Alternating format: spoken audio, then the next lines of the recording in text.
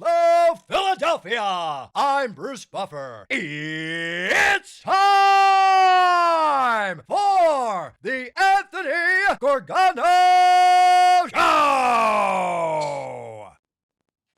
Live from the Xfinity Studio. Well, good morning. How are you? Happy Thursday. That much closer to the weekend. And now that the festivities are behind us, we start to look ahead. We got the tonight, Phillies and Mets. Thank God, I got to tell you. Man, last night was horrendous. Horrendous.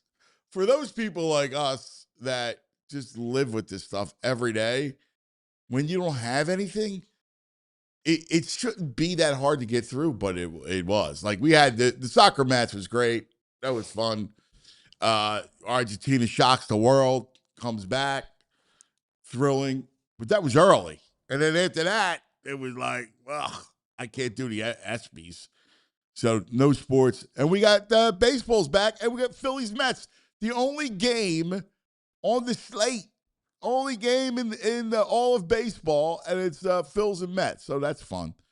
That'd be good. Lots to get to.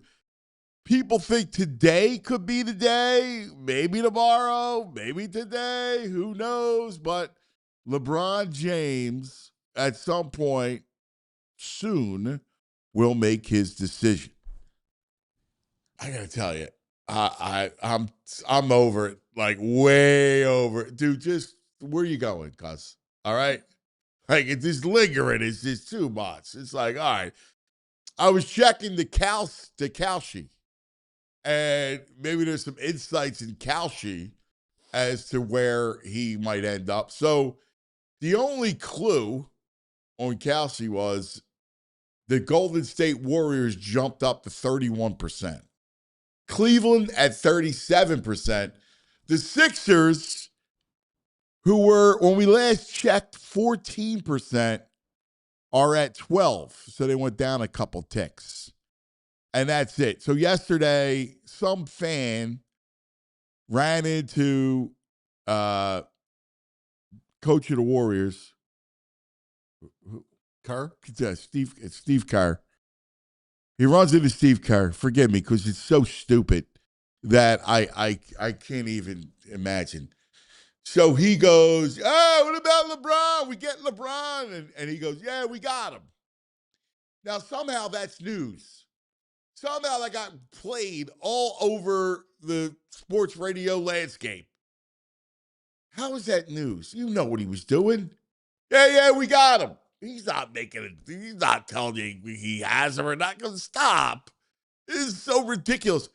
This is what bugged me about LeBron the first time, is the decision.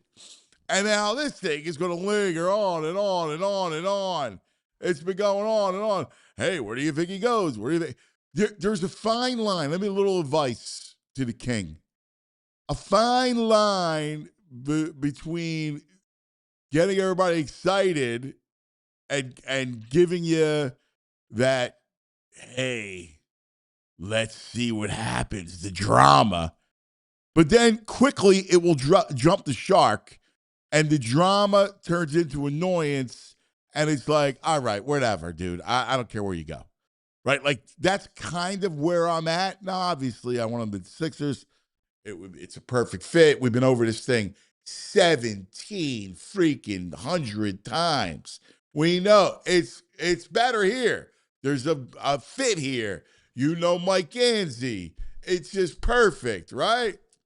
All right, but again, you want to go home to Cleveland, or you want to go play with Steph? All right, or Miami. Go back to Miami. Just say where you're going. You know where you're going. He knows where he's going. So all that anticipation is now waned, and it's like, all right, well, let's just. What are you doing? Stop holding us captive. There's nothing going on. You got the news cycle to yourself. It's over. Yesterday should have been a day. What about today? You got anything? What are you going to do? Where are you going? You coming here? Are you? Ron, come here. Makes sense. Maxie's trying to woo you. And B's trying to woo you. It makes sense. please. VG, where's you going? Well, first of all, let's just say today's our day of giving here. Spirit Week. Raising money for the great big brothers, big sisters. There's a donate button in the YouTube right underneath the chat. Blue button, click that donate. You can hook it up. We have tiers going on. Certain tiers, I think we talked about it. $25, I think. You punch me or Ben or Jamie. It's called Dead Arm. Okay. That's what Jamie said. Yeah. That army's calling it. You punch us in the arm. Yeah. Yeah. We do. You and I will do a prom pose, they say, at some point for certain tiers. Oh, God. $100. Can we do AI? Everyone who gives you $100, you get a Jules, voicemail. Jules, can we do an AI thing?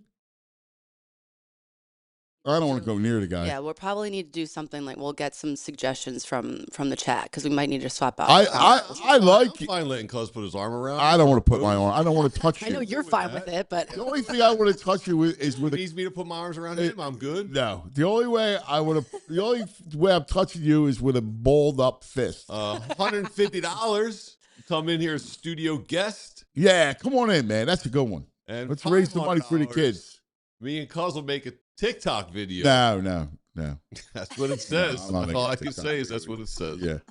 No, I don't. Yep. I have nothing with you other than punching Well, you. make a TikTok by yourself, but that's up there. Cuz makes a TikTok. You like the TikTok. You Only with with- Jared McCain. Only with you, buddy.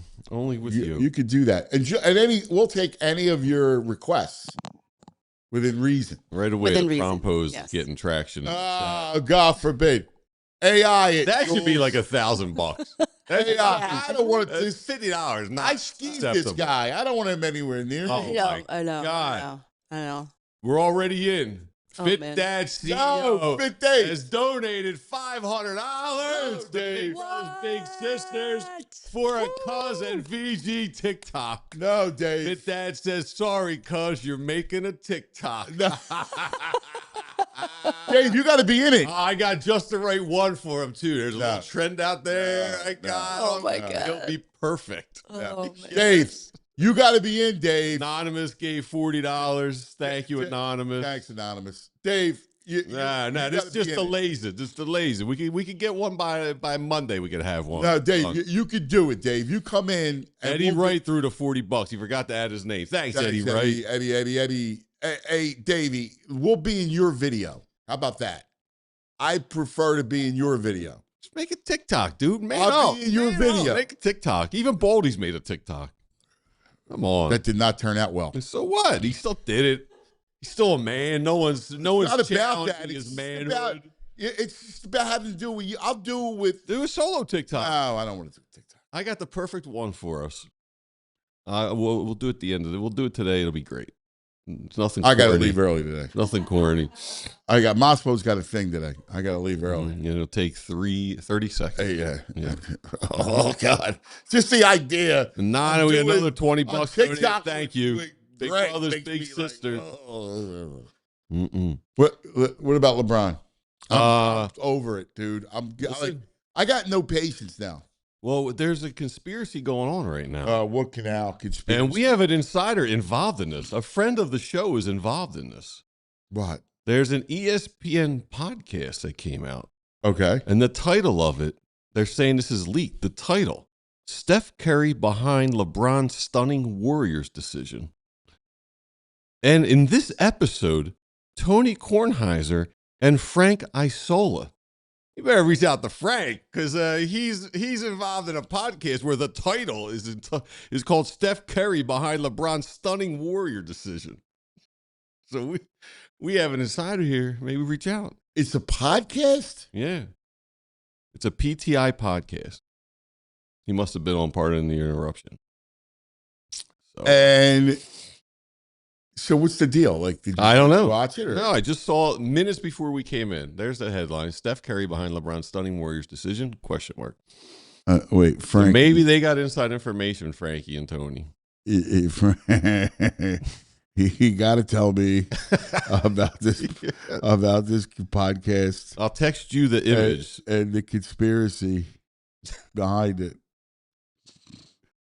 Oh my God! How about a TikTok of proper choke technique with cousin VG? I'll do that. Yeah, still got to touch his neck, but other than that, Not bad. What is this? Uncle Frank? Here we go. Hitting him in the eye. Frankie. All right, let's get. But I'm with you. I'm kind of fatigued, and this is what LeBron does to me. It's these things that wear on me a little bit. It's like just make the decision. Just let us know, where is it? What's happening? He kind of loves the attention, and maybe it's his agent and Rich Paul. Maybe that's the way they build up the brand. Well, they're master marketers, right? Right. Like but here's the problem.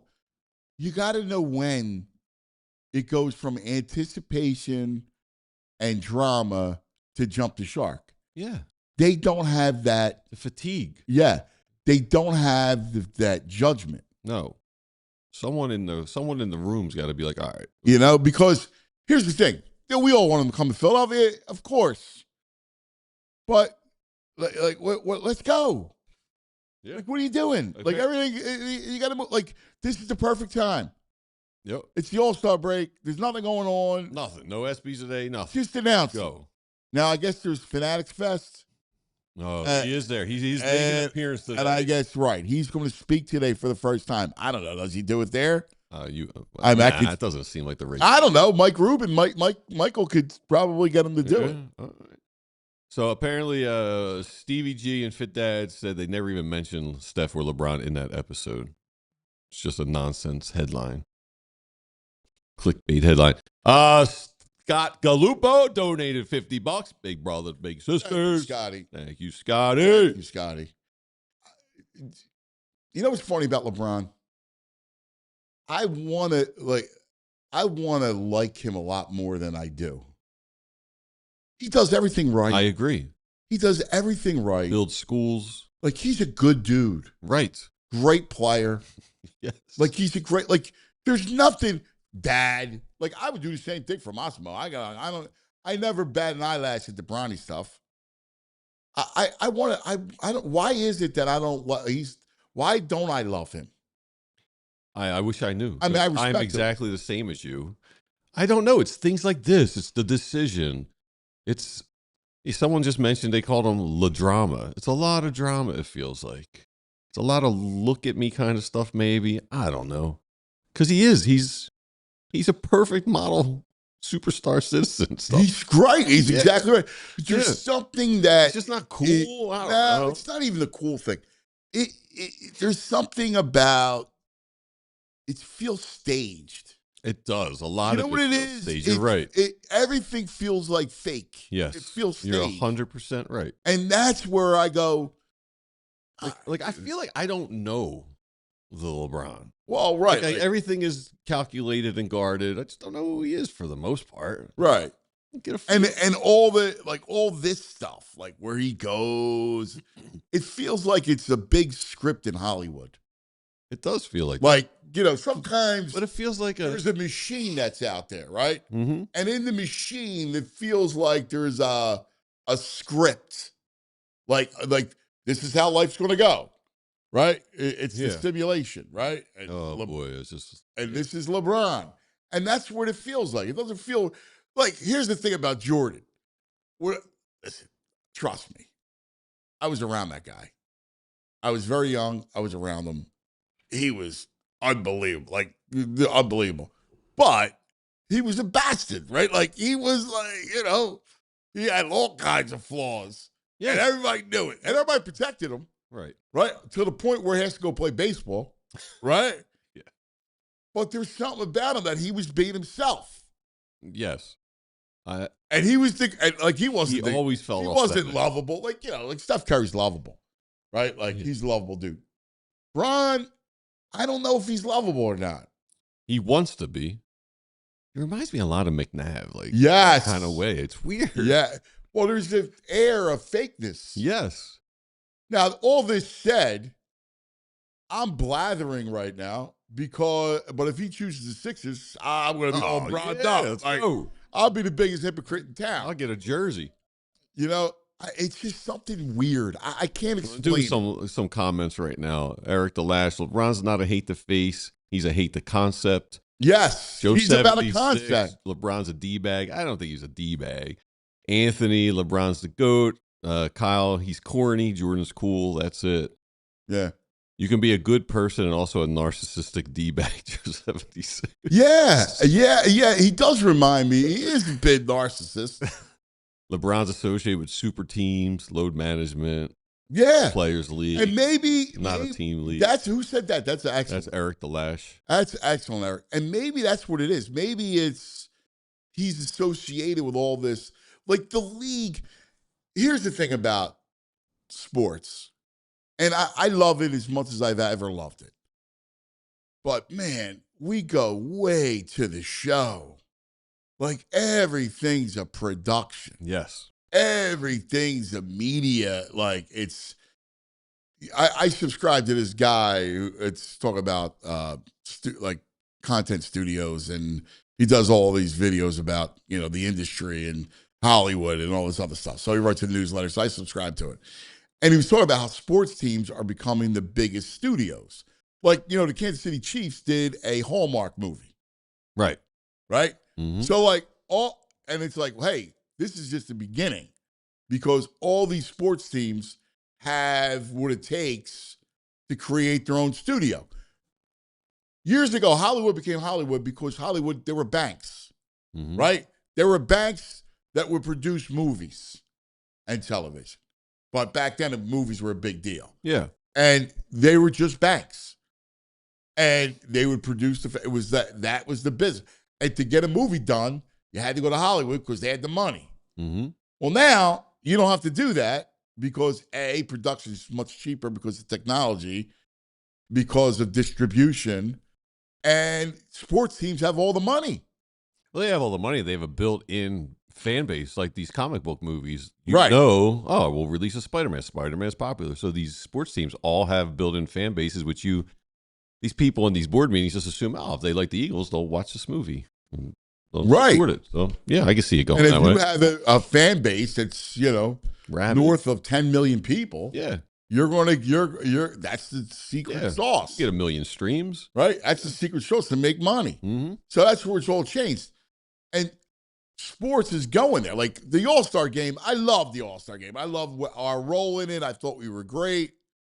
But there was a part of me, and I was talking to a couple of the old school guys, there was a part of me that was like, yeah, I get it. It's a little much. Like the ring, where the guys came into the boxing ring, and everything was staged and theatrical. Right. And it was almost like watching, in many ways, a play or in FIFA's case, a musical.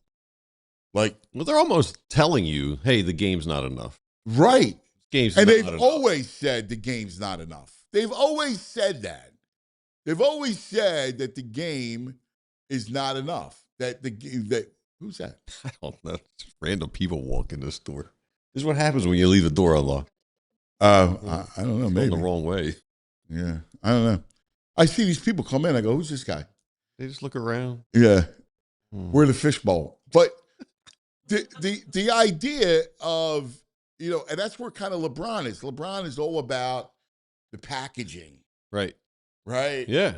The pre-move observer. And listen, he's a absolutely brilliant businessman. All right? Like, unbelievable. Like every movie he's made has been incredible. Like him and Rich Paul together are brilliant. Dynamite. I mean, these are kids, and here's the thing I respect. These are a bunch of kids from Akron. Right. That took over the world. Jerseys out of his trunk of his car. I mean, that's impressive. Hell yeah. But the stage to feel to sports, I always had executives, listen, the purists are going to be there. They're not going anywhere. We need to get the ancillary people. Right. It goes back to the Super Bowl, what the Super Bowl became. Yeah. And it's a bacchanal. And I think they all saw the Taylor Swift. She had an impact on Chiefs. Oh, yeah. Brought her fans over. Yeah. And people are like, we want a piece of that. We got to figure out how to do that. Yeah. The pre-move observer says LeBron, great dude, probably the smartest basketball player I've ever seen, but he's extremely calculated. Yes. Yeah, everything is calculated. Yes. Just be yourself. That's all I want to see. Yes. Put the guard down. But again, I mean, that's kind of what it is. Yeah. And now this soft decision, and listen, it was the right way to do it. You don't do a production like you did the first time with Miami all these years later, this is the decision Roman numeral 2. Right. And it comes out like you don't know how it's going to be released. It's just going on too long. Yeah, it doesn't. Like, that's what I'll say. I'm saying I'm with you. I don't have fatigue right now. I'm not really on the edge of my seat waiting for a notification to come through saying he picked the Sixers. Yes. I don't know. Yeah. I don't have any Shams notifications going on right now. No. And I should, because I'd want to know it as soon as it breaks. Yeah, I have the Shams. I subscribe to all those ESPN insiders. Yeah. But again, do I think it's going to happen? I don't. I don't think he comes here. What are you putting the odds at? I won and I don't know. I mean, Kelsey's probably right. 10%. 10%? I mean, that's kind of where I don't see it. Even though I think that this would be a great fit for him and all the stuff that we talk about, in the end, I don't think he comes here. I mean, do you? Heart of hearts? I feel like it's 50-50. Maybe I'm an idiot. 50, well, I probably am an idiot. But, yeah, well, I mean, Wow. if he wants to win, this is the place. By the way, thanks, Uncle Frank. $150 to come in as a studio guest. Oh, yeah. Uncle Frank. Look at that. He should be making some TikToks, too. He's good at it. Well, I no, wouldn't not say good that, at it. But at least he does it. no, put it this way. He's got the personality for it. He's what they call a Spockone. Oh, what? A Spockone. All right. Spockone. What is this? It's like a guy that loves the camera and all this other stuff. Okay. The ham. He's a ham. Does that mean hams? Yeah. He's a ham. He's a Spockone. That's what he is. But, again, I don't know. I mean, I don't think he's 50, anywhere near 50-50. I don't think, listen, here's the difference. Like, I don't get people who go, I don't want LeBron. Like, why would you want LeBron? Well, it's a fake title. I've heard that argument. I go, fake title? Here's a history lesson. In 1983, it was August of 1983. Actually, 1982, to be correct. August 1982. There was a great player that was dangling out there, that was threatening to become a free agent and forced a trade. And Moses Malone came to Philadelphia in 1982 as the guy who he brought 4 stiffs to the finals against the Celtics. Right. They beats the Lakers, Showtime Lakers, and with the Rockets goes to the finals. The year after, he's like, I'm out. Sixers make a trade. They get Moses. They win. That would exactly be like LeBron, although Moses was in his prime. LeBron's not. Moses was what they needed at center, right? LeBron's what they needed power forward. He's not at Moses' caliber, but it's the same theory. Yeah. I don't feel it's a fraudulent title. I love that. I love that experience. Not I exactly. barely remember it, but I think I loved it. Yeah. I mean, that's what it was. That's the last time. It would be very similar that all these years later, if you break the curse or the streak or whatever it is, the drought, that they would win the same way. The parade will be just as good. The Yeah. memories will last. Yeah. I don't get that at all. I'm ready to go. I mean, I'm not his biggest fan, but let's go. So is he too big? Because he's bigger than the sport, he's bigger than the league. Yeah. Does that rub you the wrong? Like, do you feel the same way you feel about LeBron, about Brady? Did you feel about that way? No. And someone made a comment in the chat. It's like he turned it into a players' league. Yeah. Yeah. No. I didn't feel like, I don't know why. I respected Brady. I hated him, but man, I respect LeBron. Brady was more like Jordan. Yeah. But Brady's a dork. Yes. But he's okay. He admits that he's a dork. Yeah, I don't think he tries hard. No, I don't think he tries I think hard. it's himself. Yeah. I mean, once you get that combine photo put out there where you're not in shape, you got nothing to lose. Yeah. Be yourself. Yeah. He looked so bad. It's a great discussion.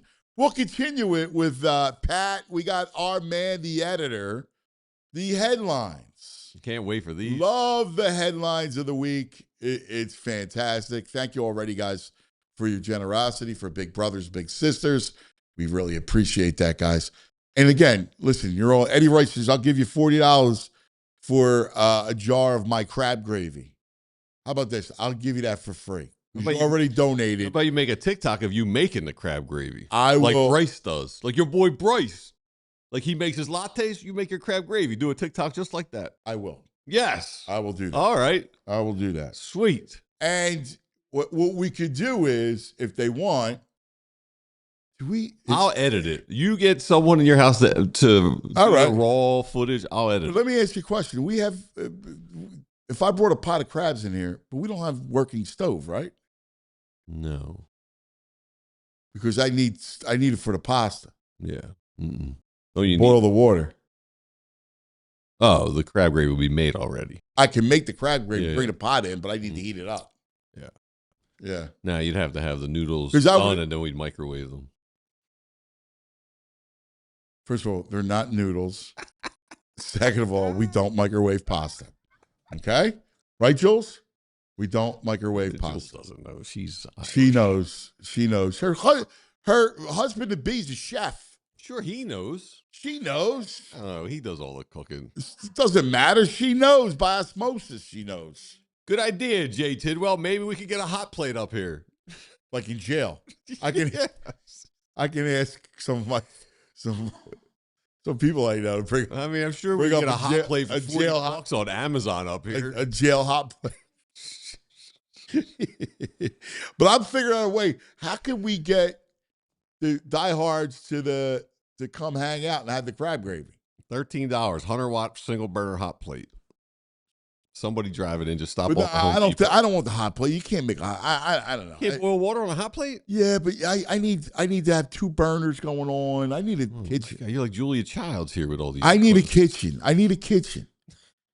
Maybe we could go to Tony's. Maybe we could get everybody to come to Tony's at Aroma. Do a live show from there.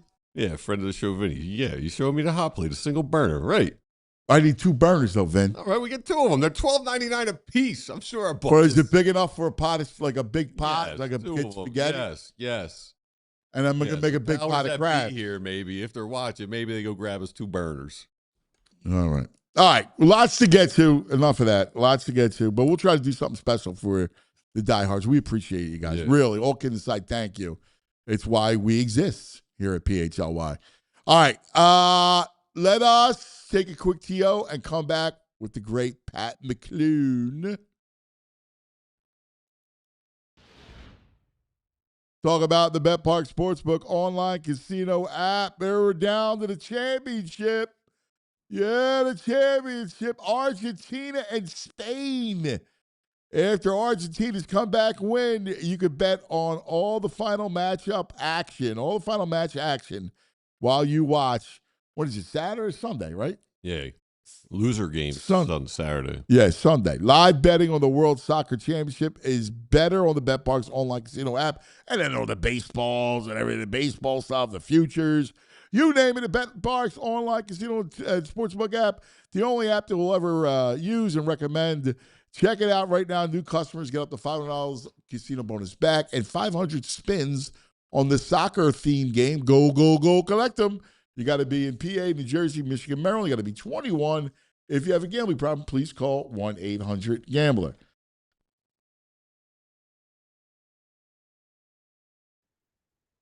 Let's talk about Ace Hardware Home Services. They're so important this time of year. Heat and humidity sneaking in. The AC might not be cranking like it should. And the temperatures are changing. It's getting warmer, so don't worry.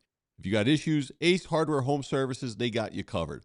From AC repairs to water heaters, plumbing, electrical, they're trusted pros that bring the same helpful service you know from the Ace stores right to your home, right to your front door, from Philly to the Jersey Shore. And it's important. They got the right people. They bring the right tools, the right know-how. They got everything you need. So whether it's a quick fix or a big summer project, they've got all the tools. They've got the know-how. Then the people to get the job done right. You see their trucks all around town. All your neighbors are using them. Ace Hardware Home Services, they're bringing the helpful to your home. It's that helpful you love from the store right to your home. So visit acehardwarehomeservices.com today to get started on your next home repair project.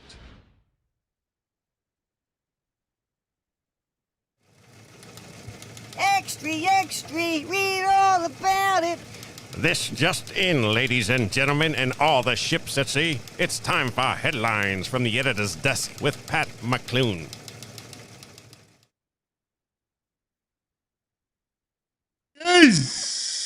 Is my How are man. you, boys? What's up, How's Pat? it going today? Hey, listen, it looks like it's a week where you're doing good thing for Big Brothers, so I'm glad to see that. There was a little thing put off on the side, a little graphic that I just couldn't get my arms around. I saw you can be a studio guest. You come up big, you could get a VG and Anthony TikTok. That's pretty good. Get an Anthony voicemail. Outstanding. My question is, what's the prom pose? What's happening there? I don't know. Ask him. Ask him. Jamie made that up. That ain't me. I just said, yeah, I'll do it. He's like, you do a prom pose? I was like, yeah, sure. I'm not doing that, Pat. What's he put on, like an old blue I'm a team tuxedo? player, Pat. Whatever you need. I'm not. I drew the line at having to touch No, VG. okay. Yeah, that's not an Anthony thing. Nah. Earlier, I just, getting ready and I love hearing what's going on earlier. I heard that there was someone with a fan club of 10 million or more. I thought, okay, we're talking about VG today, right? So Oh, I wish, Pat. I wish. I'll take 10. Are you tired of this like LeBron stuff?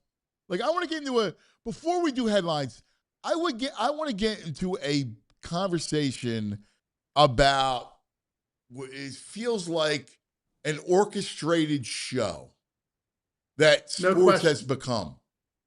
yes. Yeah, and LeBron will be one of the headlines, so we will get to that. But, you make a great point, and it was interesting what you were saying about these teams as studios. I know we always felt that, like in the newspaper industry, that if TV or like you look for access on things and you're going up against people that are paying for that access in the TVs and the teams can do their own production now and access. It's kind of a journalistic nightmare. And, most of that I think is bad, Anthony. But another one of the topics we'll talk about with the All-Stars is that, there was a lot staged this weekend and a lot of it that was staged, done well, and made Philadelphia proud. Agreed. It's just the game is so secondary now. Maybe that's what the LeBron the talk. It's the NBA's off season, other than the conference finals and the finals. The off season's bigger than the regular season, bigger than the games. Yeah, when I remember that they made a big production about the free agency with glitter and confetti and everything going off when there's the latest at the time, what was a Woj bomb. I guess now you have a Shams bomb. And that's also part of the whole production is the news is breaking in a controlled environment. Yes. That's also part of the thing. That drives me crazy. That's one of the things I loved about Keith Pompey, who didn't get treated very well with his longtime employer, is Keith kind of railed against, he tilted at windmills on that stuff. He really wanted to be a guy to break something and not have it go to Shams or Adam Schefter or somebody like that. And I don't blame people in the business who just have to kind of put up their arms and realize that doesn't exist anymore, that it's all choreographed and it's all going to go through these so-called experts, Yeah, and that choreographed, everything staged, everything's like it. That's why we love sports, right? Why we love sports is because it was unscripted, right? Like, I know everybody gets a kick out of wrestling and the whole thing, but ultimately it was staged, right? Like, it's why it's never was always kind of in its own kind of thing. Right. Sports we loved. Like, you can't script it. Like, you want it to be out. But damn, do they try it? It's almost to the point where people think this World Cup in FIFA is choreographed, this whole tournament. Like, that's one of the conspiracy theories out there. Like, whether it's true, not true, hints of it or whatever, just the idea of this, that people are bringing it up, is just not right. Like, it's not what sports is supposed to be. No, it's very dispiriting. But, fortunately, we do have the games, and the games, there's things that happen in those games that you couldn't possibly script, or you're seeing things that people achieve or fail in that, is very much part of the human condition, and stuff that's great to see. I know people that were down at the All-Star game, and their response to me was, "Oh, it was all great. Everything, the game stunk, but everything was great." That's unfortunate that, everything was, they walked away with a satisfied experience, but the game itself stunk. That's a little weird. Yeah. Yeah, like the game, like it's not about the game. It's about everything else but the game, which is, I don't like that part of it is like, I love games. Like, if you told me you can only watch as it is now, I only really watch the games. I like certain pregame or certain guys, like I'll watch a little bit, but ultimately, if Eagles are on at 1 o'clock, I'm on it. You know, like, I want to see it play out. I want to see it with my own eyes. I love the game. It's why I don't, it's why I know we differ about Red Zone. Like, I just want to watch games. Like, to me, full stories of games. Yes.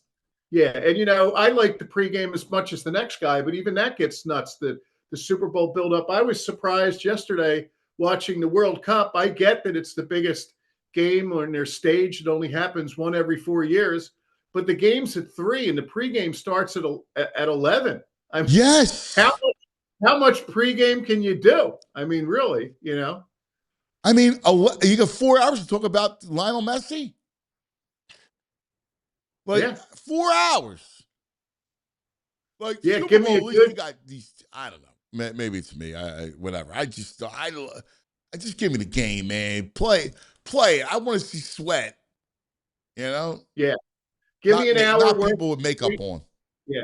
Give me an hour with a great feature about Messi and how he grew up, and then a little analysis, and let's get going. Let's roll up. Let's roll. Yeah. Yeah. All right. I'm with it. I just get worried sometimes that we lose focus on what really matters. No doubt. I don't like the vibe that everything's orchestrated, that it's all simulation. Absolutely. Well, we got 5 ones here today, boys. We have All-Stars, Phillies, NFL, Eagles, and Sixers. Let's go Sixers. Get it out of the way. Okay, we'll get right at it. And the headline there is, so you're saying there's a chance. And so here we are a week later, and it is drama, and it is drawn out, but nobody really knows what's happening. But the fact of the matter is, LeBron hasn't signed anywhere else. I'm even less optimistic than you, Anthony. I would put it a little less than 10%. I know VG's at 50.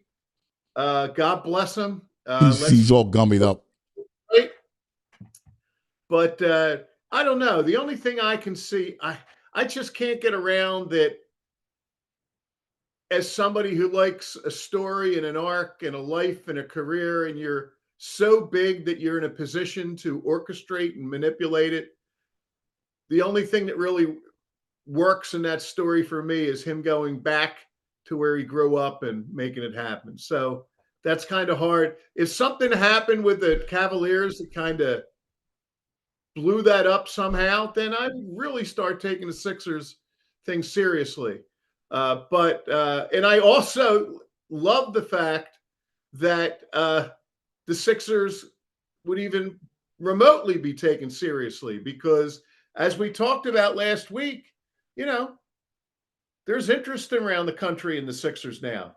There's going to be interest for us, and that's, it'd be interest like we'd never had before for one season if he signs. But, It's been interesting. Yeah, I mean, listen, we've talked about it several times from the basketball standpoint because it makes perfect sense. Like, people are throwing up Miami. Listen, I go, great players can make it work, but Giannis and Bam and LeBron, it seems kind of redundant. Right. And I saw it said somewhere, and I think it was Stephen A that said that Miami, if LeBron goes down and works in Miami, the credit goes to Pat Riley for bringing in Giannis and LeBron.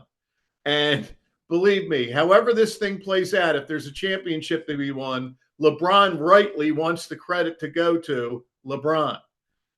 I also thought it was interesting that you couldn't quite put your finger on it, but I totally agree with you.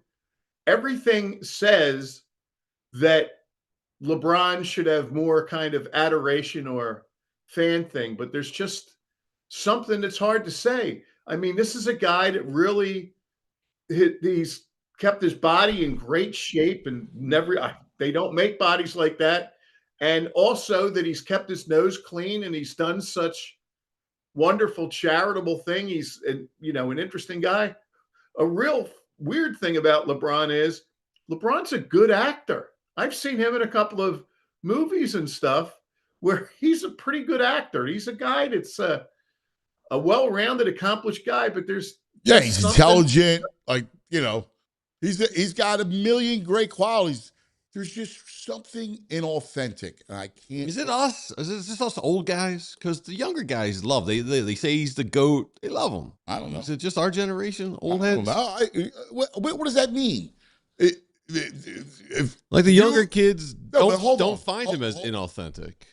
Because if you've lived, you have more wisdom. You have more understanding of what is authentic and what's not authentic. If I'm 25 years old, I have no idea what's authentic, what's not. But if I've lived life, I understand what could be and what could not be. That's called wisdom. Maybe. Go to Asia, where they revere people of certain age. I'm not knocking old people. Who actually have an understanding and some wisdom about it, and actually have some life experience.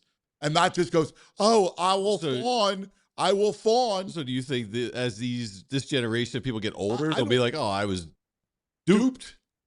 I guess. I don't know. All I'm telling you is that I think that's an irrelevant part of the conversation. My only point is I just think there's there's something that's not authentic. But I don't know. Again, I can't put my finger on it.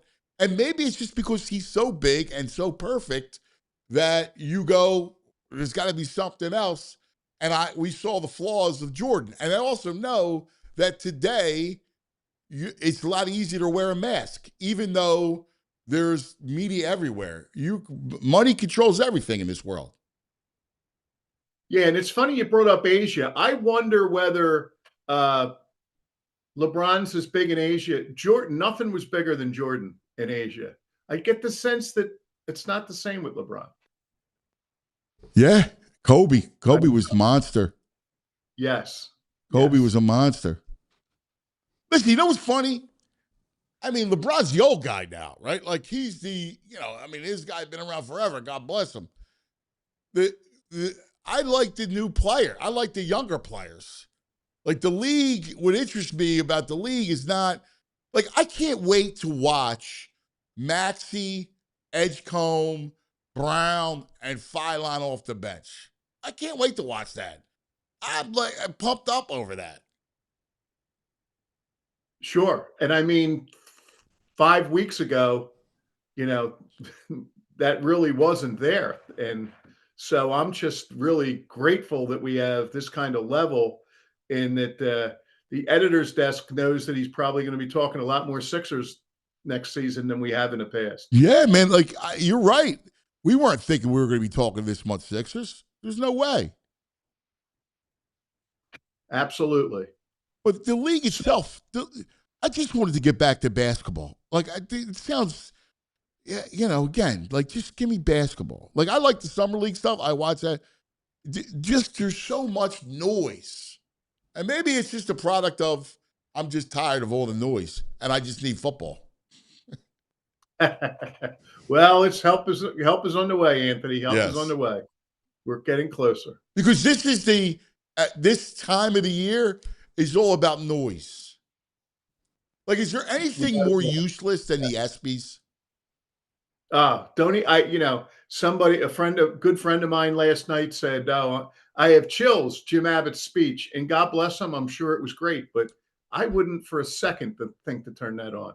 No. I would not for a second. What do you That's need the- in awards and Oscars, Academy Awards type of situation for sports? You already have it. Rookie of the Year, MVP. You got your trophies. I get why ESPN did it, but I don't know why people play into it.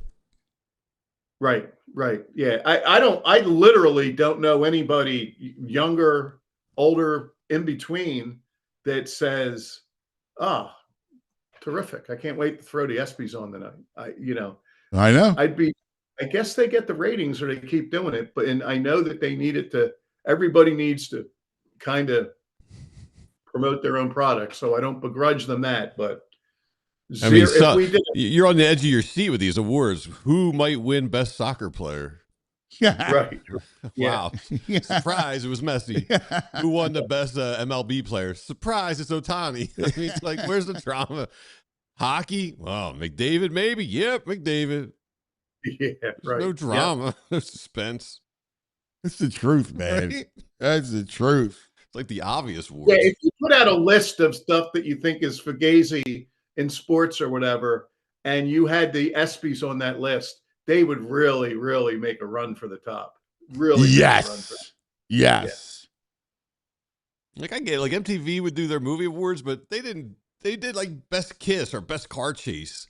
Do something like best hit in football, or I know. I guess they try to do that. Best uniform, best alternative uniforms. Give us something interesting. Yeah, I just don't. Like whatever. All right.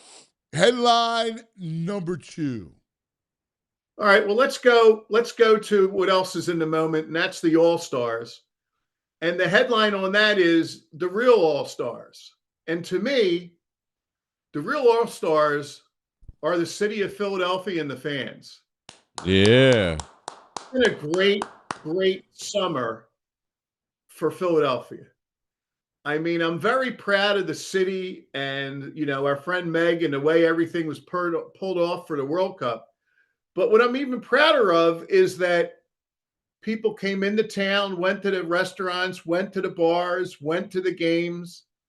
As far as I can tell, without any major incident, which almost seems numerically impossible, and people from all different cultures got exposed to the city of Philadelphia, and they went off to Quito and Asuncion and Sao Paulo and Brussels, and they're saying good things about the city of Philadelphia, and that's great.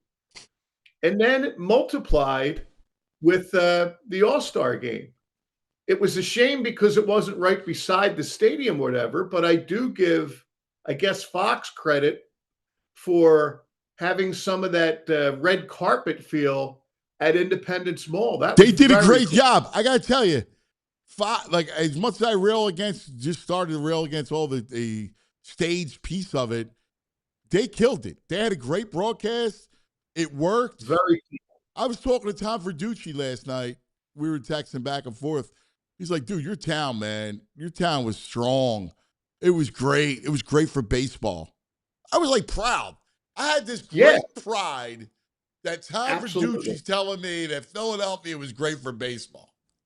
Absolutely. And where else in the country would the crowd cheer a kid that catches the ball in the outfield and then boo the kid that doesn't get under it? And I thought it was awesome, the guys that were going up against Schwarber, that the crowd would just go berserk when the ball would land in the outfield or they would top a thing or whatever. I mean, maybe New York, maybe, but no other place in the country just brings the juice to every little moment or second like Philadelphia. I mean, it's and they'll be trotting out some old things if something goes wrong somewhere down the trail, but we have built up a lot of equity across the country and the world with the way Philadelphia has handled themselves.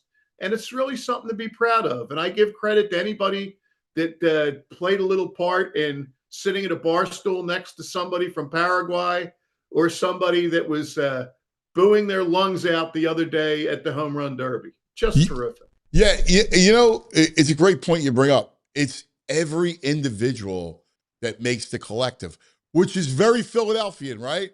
We're founded by the Quakers, and the Quakers were about the group, not the individual, right? That was their basic tenet.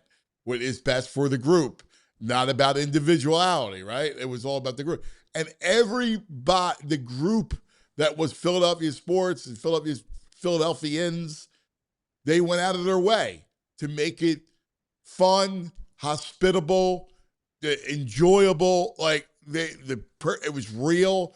It was authentic. Definitely. And like sources close to you and I said the other day, anything the Phillies touched, good. Anything that Netflix touched, not good.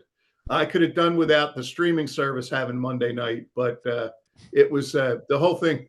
The whole thing was great. Yeah, I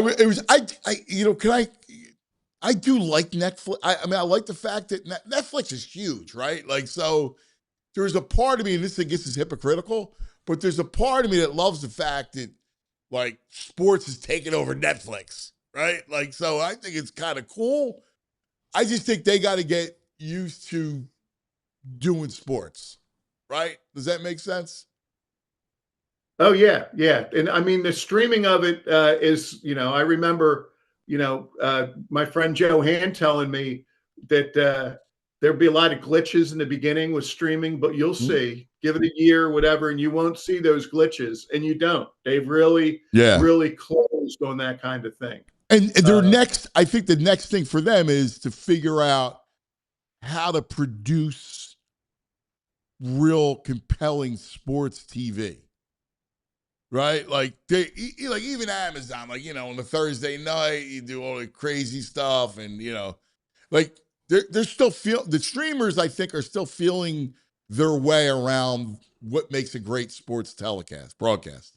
And it's funny because they're all about content, and Netflix, and I know just the guy that could supply them with some content. So if Netflix is listening, give Anthony a call. He could fill up a slow Tuesday for you in 2 seconds.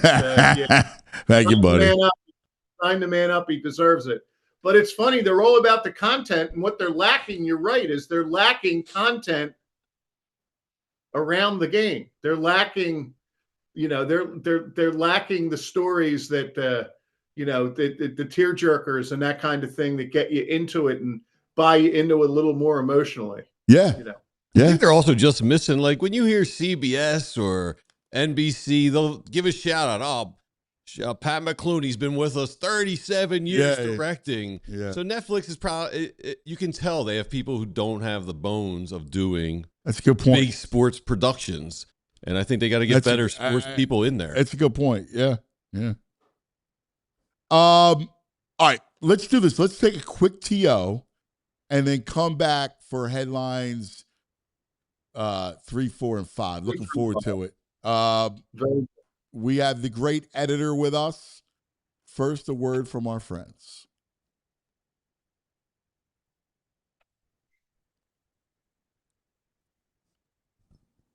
And it's coming. Is it me, or does summer always make you want to switch things up around the house? Maybe finally replace that old couch you've been talking about, or give the bedroom, give it a little refresh. Well, Ashley's Summer Savings Event is the perfect excuse to do it. Right now, you'll find stylish furniture starting at just $399. And for a limited time, you can pay no interest for 5 full years, 0 interest. So whether you're updating one room or the whole house, now's the time to make it happen.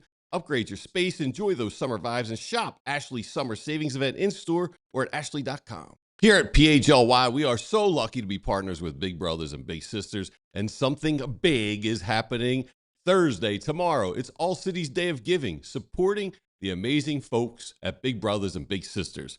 And now here's why it matters. Big Brothers, Big Sisters is built around one idea, that every kid deserves someone in their corner. A trained, screened adult mentor who shows up consistently, listens, and helps a kid see what's possible for their life. That's the whole model, and it's changed outcomes for kids for over 100 years. Now, this program doesn't run on good intentions alone. It takes real support to make every match last. So this Thursday, tomorrow, join us here on the PHLY YouTube channel, and we'll have a special donation link so you can help us fund this incredible organization. That's this Thursday. That's tomorrow with Big Brothers, Big Sisters, and All City Network, because it takes little to be big. Tune in tomorrow. Help us out on the day of giving. Is it me, or does summer always make you want to switch things up around the house? Maybe finally replace that old couch you've been talking about, or give the bedroom, give it a little refresh. Well, Ashley Summer Savings Event is the perfect excuse to do it. Right now, you'll find stylish furniture starting at just $399. And for a limited time, you can pay no interest for 5 full years, 0 interest. So whether you're updating one room or the whole house, now's the time to make it happen. Upgrade your space, enjoy those summer vibes, and shop Ashley Summer Savings Event in-store or at ashley.com. Back with the editor, baby. Pat. When I'll tell you what, Anthony, one thing I try to do is I try to have a surprise every now and then. And this next category is the surprise. Ooh. And it is an NFL category. And the headline is Lurie, Lurie, Hallelujah. And it's off the news of the week as the Seahawks sell for $9.6 billion.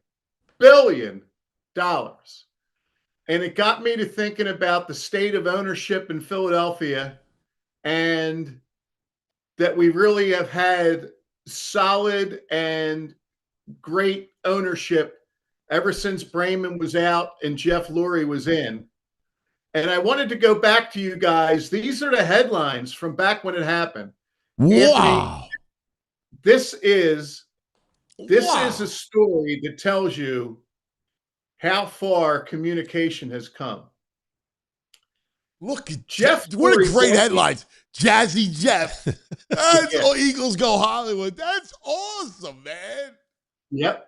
And I'll tell you why that thing, the Eagles go Hollywood, we had to dress things up there because there was no internet in 1994 to speak of or whatever. Anthony, get a load of this. Think about this in this day and age. A guy has the wherewithal to buy an NFL franchise, and Lurie spent $185 million for it in 1994. He could get $10 billion easily tomorrow. So Jeff's made a pretty good investment, and he's been a good steward for the franchise. But get a load of this, Anthony. You're sitting at the Daily News in 1994, and the word comes that Norman Brayman sold the team.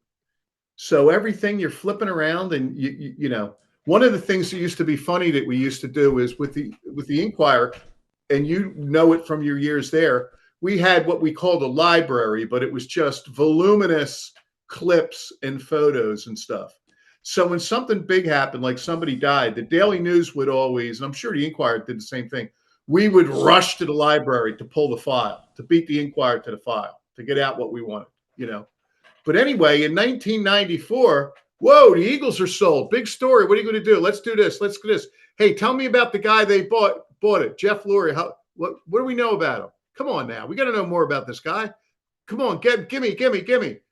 How about some photos? Where's the photos? Call AP. Get AP to get us some photos. Nothing. Wow. There is no photos of Jeff Lurie. Can't be done.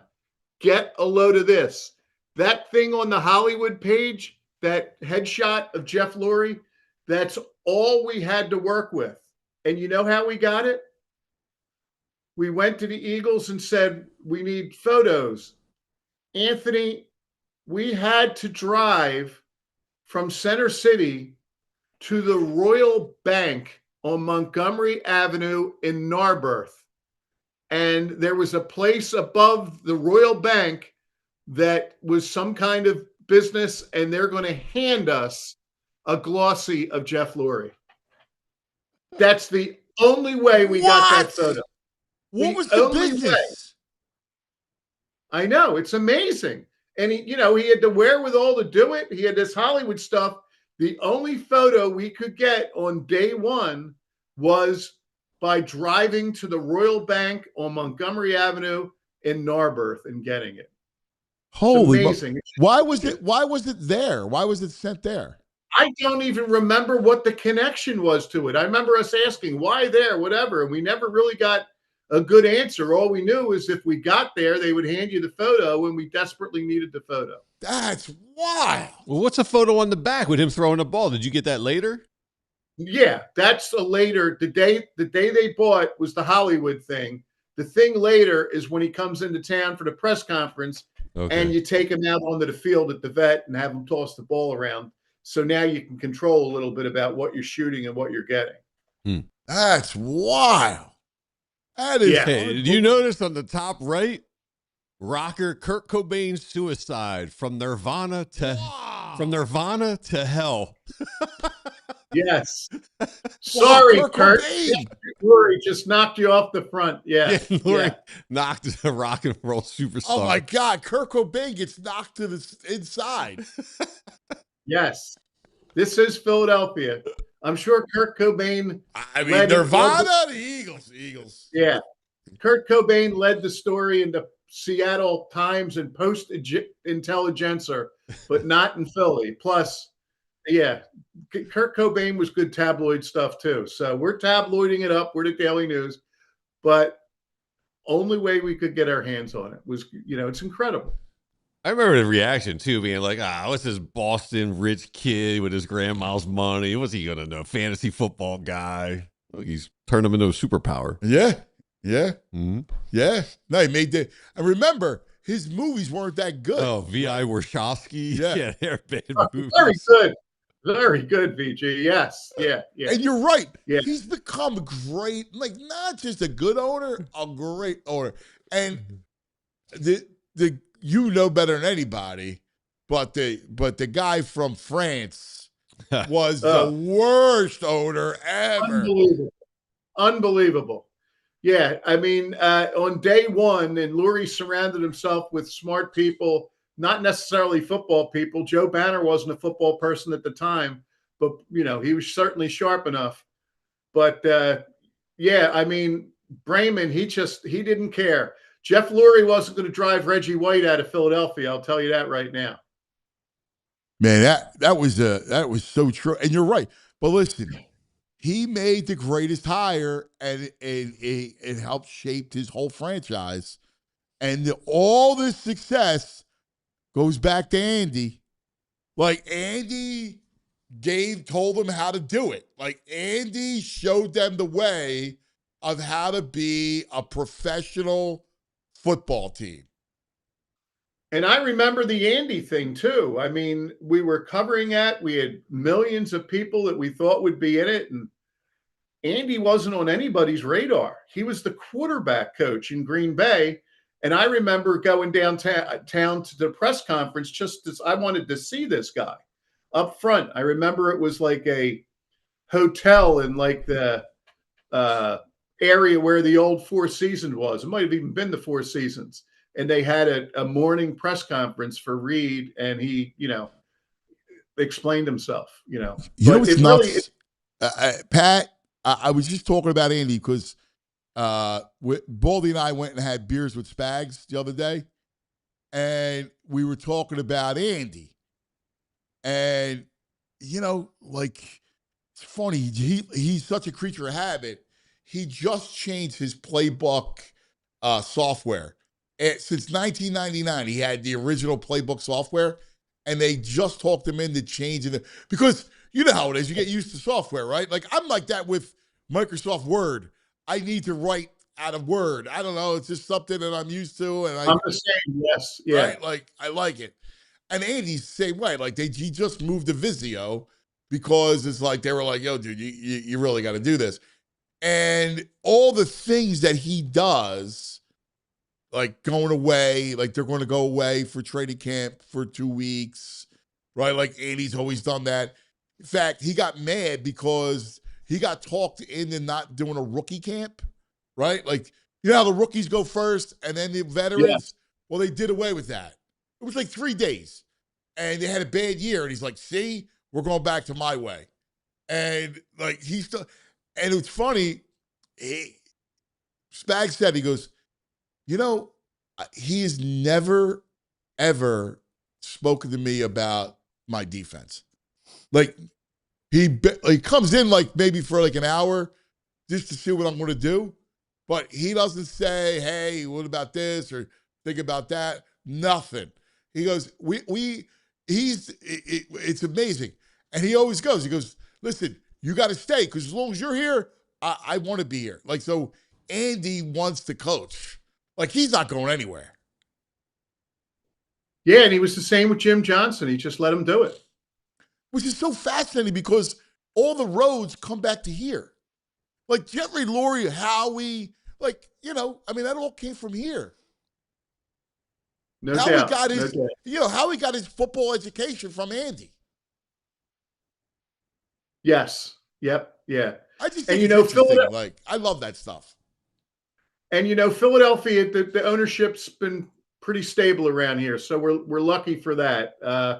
I would say he's nowhere near Bremen level, but I don't think Josh Harris is extremely well regarded around here. But we've been lucky. You know, you could be in a town that's got penny pinching ownership. I know that they're running into problems up in Portland, running into these guys that don't want to put the players on the, you know, they want to save $7,000 to not put them on the right flight or something like that.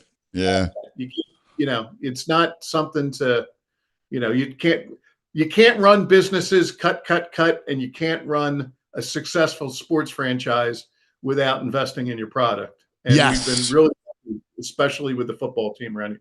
And the other thing that's great about it, Anthony, too, is that we don't have to worry about a Bremen coming in and taking back over from Jeff Lurie, because it certainly seems that Lurie's plan is to keep the team in the family and turn it over to his son. Yes. Yep. And I hear great things about you. I know the Inquirer did a profile of Julian Lurie, but I hear really good things about him. Like, really good. Like, he's Good. He's a real grounded young man. Like, you know, I mean, he's not even young. He's in his 30s now, but like, he's a really good guy. Like, really good guy. That like into it. Likes the whole business aspect even more than the football aspect, which is good. Yep. Whether it's your NFL team, your all PHLY studio show, or a newspaper, or a dry cleaning, you just surround yourself with good people and let them do their thing. Yeah. That's the ticket. Yeah. Can you imagine with owners nowadays, the way Buddy just called him the guy in France? Can you imagine a coach making my God, derogatory like insults to the owner of a team? Right Yeah. Never gonna happen. Yeah. That's Never nuts. happen. That's nuts. The guy in France. Hey, the guy in France, you ask him. Because he would take the yacht to the south of France. And back then, we didn't know it. How about it, Pat? Like, nowadays, people are well more traveled, the whole thing. The world's smaller. But back then, I remember being a kid going, the south of France? Why isn't he in Philadelphia? Right. Like, he should be at Wildwood. Like, he should be in Wildwood. Right. Yeah. Why would you be in the south of France when you've got you could watch a Eagles game? Yeah, absolutely. You go to Maurice Pier. Right. I'm a kid. I don't know. What do I know? Yep. Anyway, all right. Headline Moving number on 4. to the Phillies.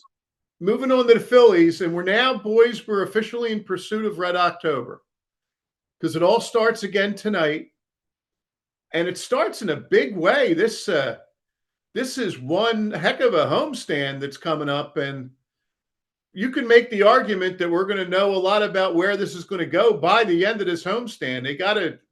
They can't fall, no time to fall flat on their face. So how do you guys feel about this second half? Where do you think we're positioned, and where do you think it goes from here? It was funny. Yes, I had a busy day. I was talking to Charlie because he's going to be in town through the Dodgers series. So we were talking to Anthony. What do you think about them Phillies, right? So we started talking about it, and he goes, "I like them. I like him. And he gets me fired up.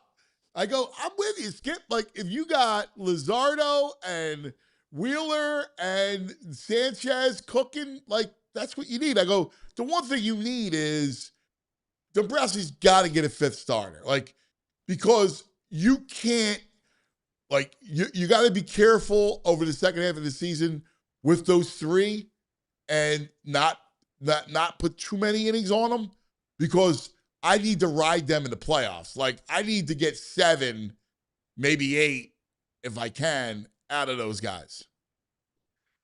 It's a great point, and it makes you wonder if that thing about needing that fifth starter or even getting in, maybe a 6 is wishful thinking, but I kind of see a little bit of Sanchez leaking a little bit of oil. I don't think it's a big thing, but I think that maybe not driving him all the way to the pole is the way to do it. It might be picking your spots, and I see that they're going to hold off before they go to him and Wheeler. You would say to yourself, hey, why don't we come right out of the gate with Wheeler? But they're going to go Nola, Luzardo, and Rangel. And if they're doing that to give Wheeler and Sanchez a little more rest, I'm all for that. Yeah, I think it was smart. I like the way they set up their rotation. I'm excited, man. I think they're in a good spot. Like, yeah, they need the bat and they need that other star. Like, go get me Robbie Ray. I'd be happy with Robbie Ray. Guy like that. And then you need a bat. And let's go. Listen, the one thing we forget about last year and losing to the Dodgers, Wheeler did not pitch in that series. Right? Like, you got Right. Yep. Wheeler and Luzardo and Sanchez going. I don't care who you're playing. You got a great shot at it. And Duran closed. Yes. And, I wanted to bring up with the Phillies that, there's a lot of positives, this and that. The guy that's driven me crazy in the beginning of the season is Trey Turner's driving me nuts. I mean, I don't know how many times you have a second and third, nobody out or one out, and he's up, and just put the ball in play. And it's like a weak swing. So I tried to do some numbers, and this kind came out interesting. I thought anecdotally that this would go. I'll be interested with your guess on this. Turner has 92 strikeouts to 25 walks. That's horrible. Mm-hmm. 3.65. All right. Harper, 82 strikeouts, 10 less than Turner, 60 walks, 1.37. That's a great ratio. But there's one guy that has a worse ratio of strikeouts to walks on the Phillies. Guess? I was shocked by this. Strikeouts to walks. Is he a part-time player? I think he is. No. Strikeouts to walks. Marsh? Well, yes. Yeah. Jeez, I'll put one of these by. I was blown away by that, Anthony. As I was thinking about it, he strikes out a lot and he doesn't walk. But he's been so deadly with his bat at contact. Yeah. Yeah. Marsh has struck out 96 times to only 19 walks. Yeah. It would be like a 5.05. Yeah. Yeah, I mean, it's I thought I'd be able to do these numbers and really indict Turner, and it does, but then Marsh, wow, it really jumped out at me. But I can live with that, right? Because forget about the production. We know the production has been great. But because he's down in the order, right? Like the fact that Turner's at batting leadoff, dude, I can't have you striking out like that. You're hitting leadoff. No. Otherwise, I'll put Schwarber back up there. Right. Absolutely. And even Schwarber's ratio is much better. He struck out 144, but 59 walks, that'll do it. Yeah. Everybody wanted Bryce to walk. He's got 60 walks. Yeah. He's having a great year. I mean, Turner has, he's turned it around the last month. I think his on-base percentage, I don't know if his walks are up, but his on-base percentage is like, I don't know, 330, 340. So maybe he's turned the corner. You guys touched it briefly on the rotation. I love what Mattingly's doing. I don't know if it is about rest, but last time we played the Dodgers, we had Well, it was the Brewers. We had no real weapons. So now you build a little confidence. You got Sanchez and you got Wheeler going against the Dodgers. Right. They win 2 out of 3. Like, I can't wait now for this this Dodgers clubhouse series. got some confidence. They're like, all right, we can go toe-to-toe. Got a swag. Yeah. Let me ask you guys a question. Are you a little worried about Marsh's second half drop off? Yes, He's in a funk. Yeah. Over the last 3 weeks, he's been in a funk. Maybe because I'm not expecting this to continue. So I don't know. I feel like the top of the half, the order's got to do better, and they got to find a right-handed bat. If Marsh tails off a little bit, I think I expect that. Okay. I was thrilled that Marsh made the All-Stars. I don't think he's the kind of guy that will necessarily go back.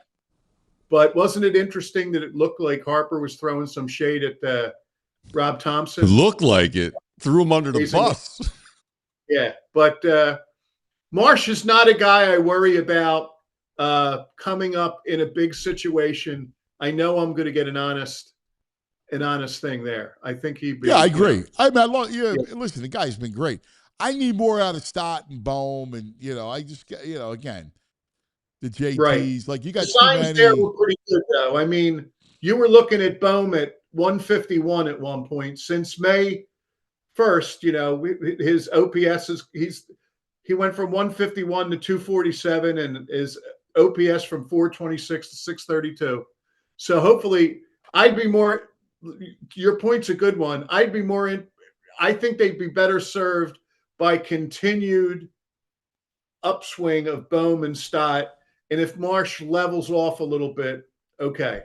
If Marsh has a 285 season, I'd be fine with that. Yeah. Totally agree. I'm excited for the second half. I've enjoyed the hell out of the season. Yeah, I mean, when they have Luzardo, Sanchez, and Wheeler going, they're winning 84% of those games. Yeah, I think just got to tread water till the deadline. They got to do something. Yeah. I mean, they tread water the way they are. They're 2 games out, 3 games out. Again, I just think you need, just to get through the second half is why you need. Everybody's talking about Chapman or Schoolball or all these names. They're not doing that. No. They don't have the ammo to get guys like that. No, People are still talking about it. I'm going, you guys look and see who their farm system is? Like, it's not there. Come on. No. I'm looking for Robbie Ray, Clay Holmes, Waka. Give me one of those guys. Michael Waka's an all-star. All right. Headline number 1. The number 1 is, talk about excitement, Anthony. Get revved up, buddy. It's 12 days until training camp. And it is, less than, I think it's 50 some days until the regular season. So here it goes. And I don't have, other than the excitement of it, just in general, about the only thing that I think that they don't have buttoned down going in is the safety position. And you're not exactly looking at a rock as your one given there. You're looking at a second-year guy who hasn't proved himself, who could be an injury thing. So, listen, how many teams can look around and say we're in pretty good shape except for safety? But safety right now, I would love to see that work its way out somehow. Yeah, and when you are lucky that in base you get to play Cooper. Right. That's huge. That's huge. Another thing I saw coming up this week there were questions about was we know the Eagles are going to need a big bounce back season from the O-line, but how close are we to the beginning of the end with this O-line as we know it? Wow, that's a great question, man. I love Lane. Lane is so good. Like, I don't know how he's the 7th best tackle. I don't understand. He got, these Jeremy Fowler rankings. He's 7th? What are you, nuts? He's got to be number 1.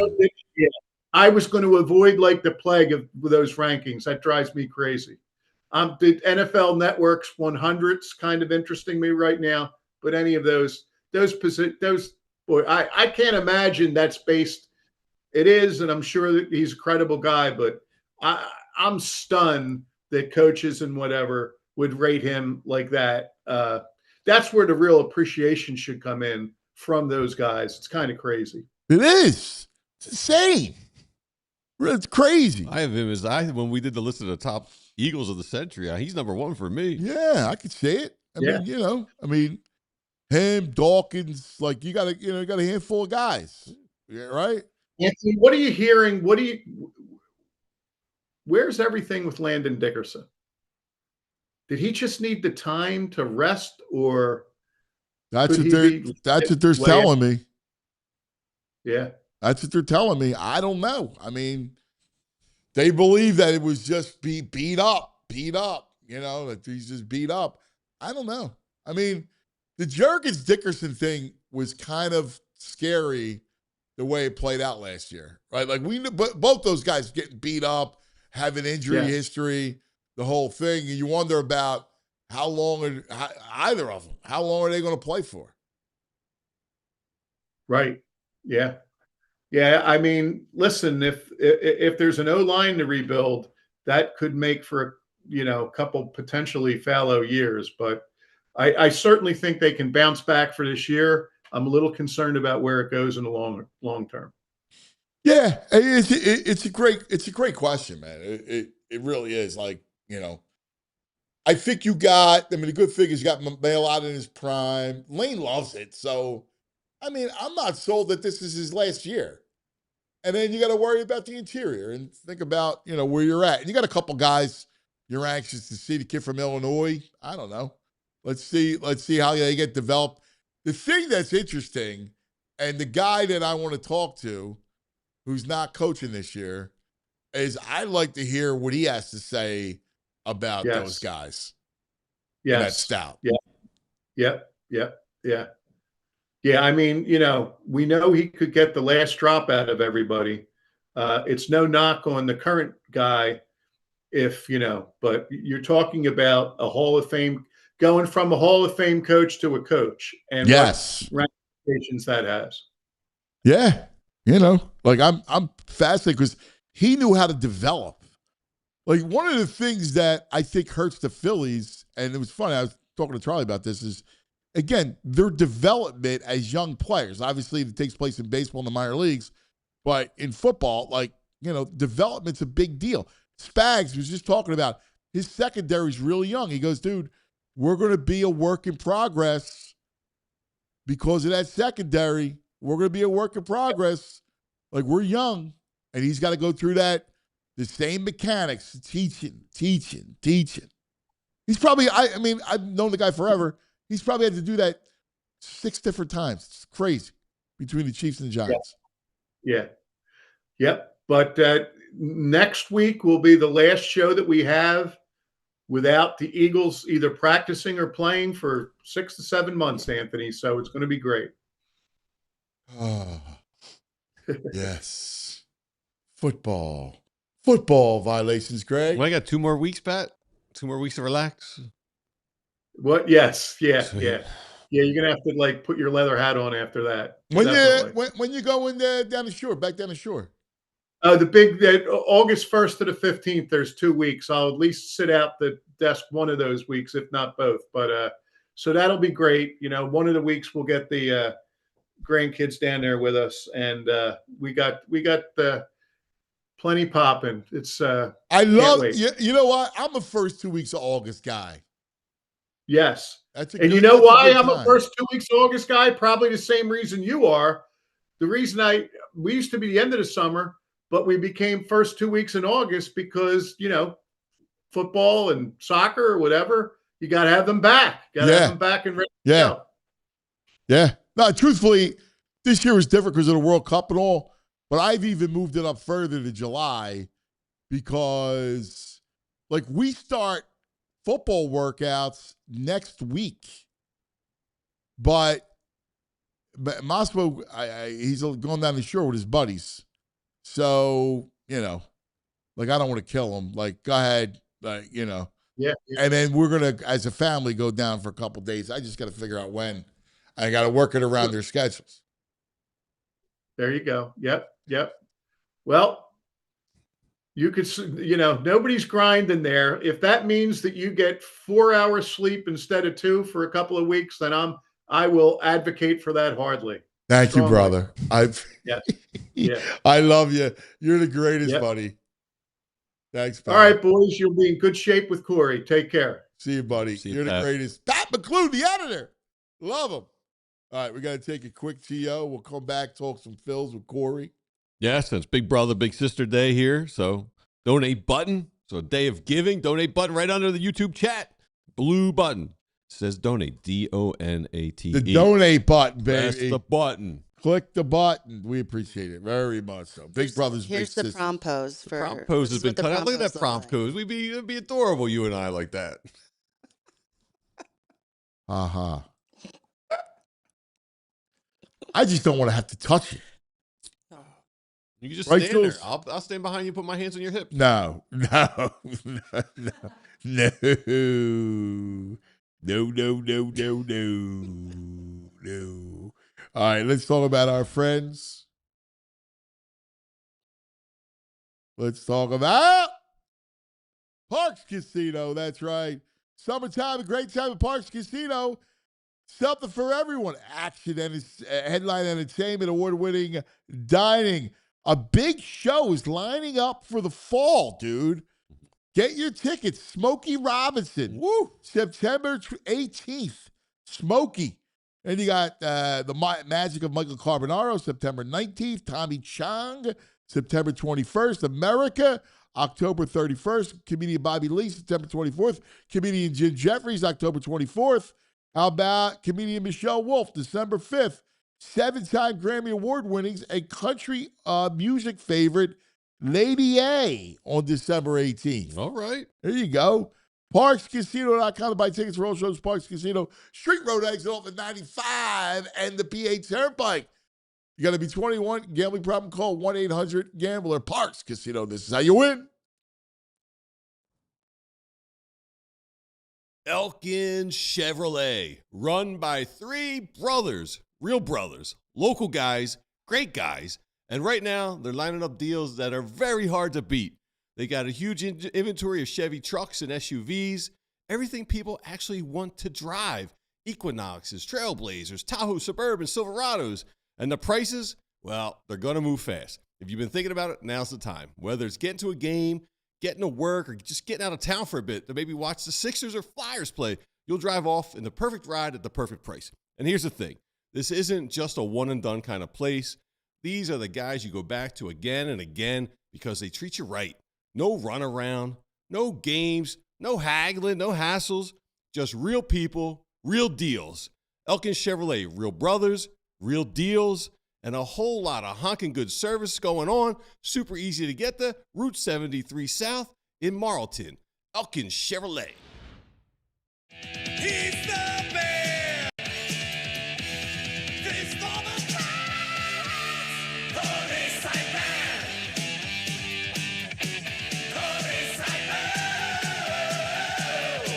Corey Seidman. There he is. Corey Seidman. What do you say, buddy? What's up, cuz? Doing great, Second man. I'm half, ready for the man. second half. Ready for some more baseball. Big one-day break for the Phillies, pretty much. Especially the guys who participated in the Derby and the All-Star game. Can I tell you, I missed him last night. Yeah. You miss I them did. any night they're not playing. You know, I was like, all right, you're probably the same way. Nah, I was out. Went out, hung out with some friends. All right. Didn't miss them. All right. No, I missed them too. You become so used to it. I mean, baseball's the soundtrack of your summer. It's no matter what, you have it on in the background, even if you're not paying close attention. And we pay as close attention as anybody. But I mean, I was thinking about that this week, that Harper and Schwarber, they're not going to trade participating in the Derby and All-Star game in their home park for anything. But between those two events and all the zillions of promotional events they had to do for Major League Baseball this week, those guys had pretty much no break, especially No. for someone like Harper. I mean, and Harper played every single game in the first half. So, he could have used a little bit of a respite. Yeah, I that's the one thing that's overlooked with Bryce. He loves to play the game. He's never asking for an off day. No, very, very rarely. Like he'll miss games from injury. Plays He'll miss first games. base, guys. Come on, I play but first base. It's not really taxing. Come on. But still, to be You even play to be in a first base. crouch for 9 Come on. innings. Stand there, Even ball to be in comes a- 3 times a game. Yeah, What even to be in a about? defensive Gotta crouch cover the though for bag. 9 innings every day, Playing it's a catch. lot. Harper misses time with injury, but he very rarely is ever out of the lineup for a day off. I mean, this spans multiple Right, like if you managers get now hurt, who- you get hurt. But he's not taking ticket. Don't listen to him in this nonsense, please. Like, Well, I mean, Harper was he was slumping a bit heading into the break, though. He went 8 for his final 51 over the last 2 weeks. So, that's a guy who might have benefited from a few days off. And this is going to be some, the Phillies come out of the break, Mets, Dodgers, Yankees. The Mets pitch him tough. Dodgers and Yankees have 2 of the best pitching staffs in baseball. So hopefully he's able to come out of it, rolling here. But the Phillies went 8-6 in those 14 games where he slumped, so it didn't stick out as much. But he was not his best self going into the break. let me ask you a question. I brought this up to Pat and VG. Are you at all concerned about Marsh second half? Like he had such a great first half, slumped down the stretch. A lot of guys, Bryce, Marsh, a couple of guys went cold during the last couple weeks. Are you concerned about his second half? I wouldn't be surprised if, like, from this day till the end of the regular season, if Marsh hit like 245 with a 335 OBP and was closer to the previous version of him. I'm not saying that I think that that's who he is, but just the law of averages. He's been hitting over 300 for, over a calendar year now, for like a year and 2 or 3 months. So that doesn't last. And we saw him strike out a lot, expand the zone a lot going into the break. That's something he's going to have to rein in. That's like the most important thing for Brandon Marsh is not chasing high above that high fastball above the zone. That's where pitchers try to get him out, and just maintaining that line drive approach to left field and up the middle. Like, I don't think he's going to finish the year hitting 310. Maybe he finishes hitting like 280, 290, somewhere in that range. The hope, though, is that when he comes down like he is lately, that you have enough other guys veering the other way, like a Stott or a Bohm. Right. Yeah, or whoever they add by the deadline. Like, one of the names that we're seeing mentioned connected to the Phillies lately is Lourdes Gurriel Jr. of the Diamondbacks. And we talked to Derek Montilla of the PHNX show the other day, just to kind of get a sense of Gurriel as a player. And it kind of marries up to what I was thinking. It's a very streaky guy who can get really hot, really cold. If the bat that you add by the deadline is somebody who does catch lightning in a bottle and get hot, that can carry your offense too, the way that Marsh helped in the first half. I'll be honest with you, though. I don't want Gurriel. I don't want He doesn't do a him ton either. for me. I don't like him. He is like feeble. Like when he gets cold, the last thing you need is to add another feeble right-handed bat, and he could be feeble. I mean, Like a lot of his yeah, moments, but he's batting 211 with 2 home runs this year. I know he's got no power. Get out of here with that. I don't want nothing He's to do with him. I have nothing to do He's with him. extremely, yeah. So 2 years ago, 2024, he had like an amazing April and May where he was hitting like 350 with power. And then the rest of the season really had tailed off. And that's kind of the story of his career, that when things go south, it's like a 2 for 30 with no walks. That's not what you need in this lineup. I agree. I do think, though, that the caliber of bat they get, honestly, it's going to be that level of player, like a Joe Adell, Taylor Ward, Lourdes Gurriel level player, because Trout and Buxton have both said they don't want to move. Buxton's hurt. Trout was dealing with an injury for about a month before the break. So there are complicated situations already. And that perfect fit just doesn't exist. Plus, you have fewer teams that might be selling. Like, we talked about Randy Arozarena a month ago. I doubt the Mariners are going to sell at this point. No. I doubt the Astros are going to sell at this point. The No. Tigers Well, might not the even be selling Orioles. at this point. Orioles might not sell. Yeah, everybody in the about AL Ward? is still in it. What are they? 2 games They're out? like 2 games out of the wild card. Yeah, like I don't see why they would sell. There's only a few clear sellers, like the Royals, the Angels. I think the Athletics are going to end up selling because they've been losing a ton lately. And you are going to have teams that, even if they're a couple games under 500, they're going to be honest with themselves close to August 3rd. Like, even if the Orioles are still, say they're 2 games under, are they really going to hold out for those rental players and keep them? Probably not. It just means that it's probably going to have to wait till August 3rd. Yeah, close to it is interesting. And what I am wary. Back to Gurriel, I am wary of the player that had power that then becomes no power. Like when you display power and then all of a sudden you got no power, I wonder, what you may have done. Well, sure. And I mean, a guy like that, he's trending the wrong way. Like he's kind of going south in his career at this point. He'd be very inexpensive. That would be like the Austin Hayes level move that the Phillies made a few years ago. And the only way that I think that that makes sense if you get like that mediocre type of right-handed bat is if you fill the other two holes. Phillies are Yes. 5-19. You realize the Phillies are 5-19 in games started by the fifth spot. Like even if you were, I don't know, 8-16, you'd be in first place right now. So that needs to be fixed, and the setup situation obviously as well. Because if the playoffs started today, how many guys in this bullpen do you trust? To me, it's one, Duran. Yes. I mean, What do you guys think about AJ Minter?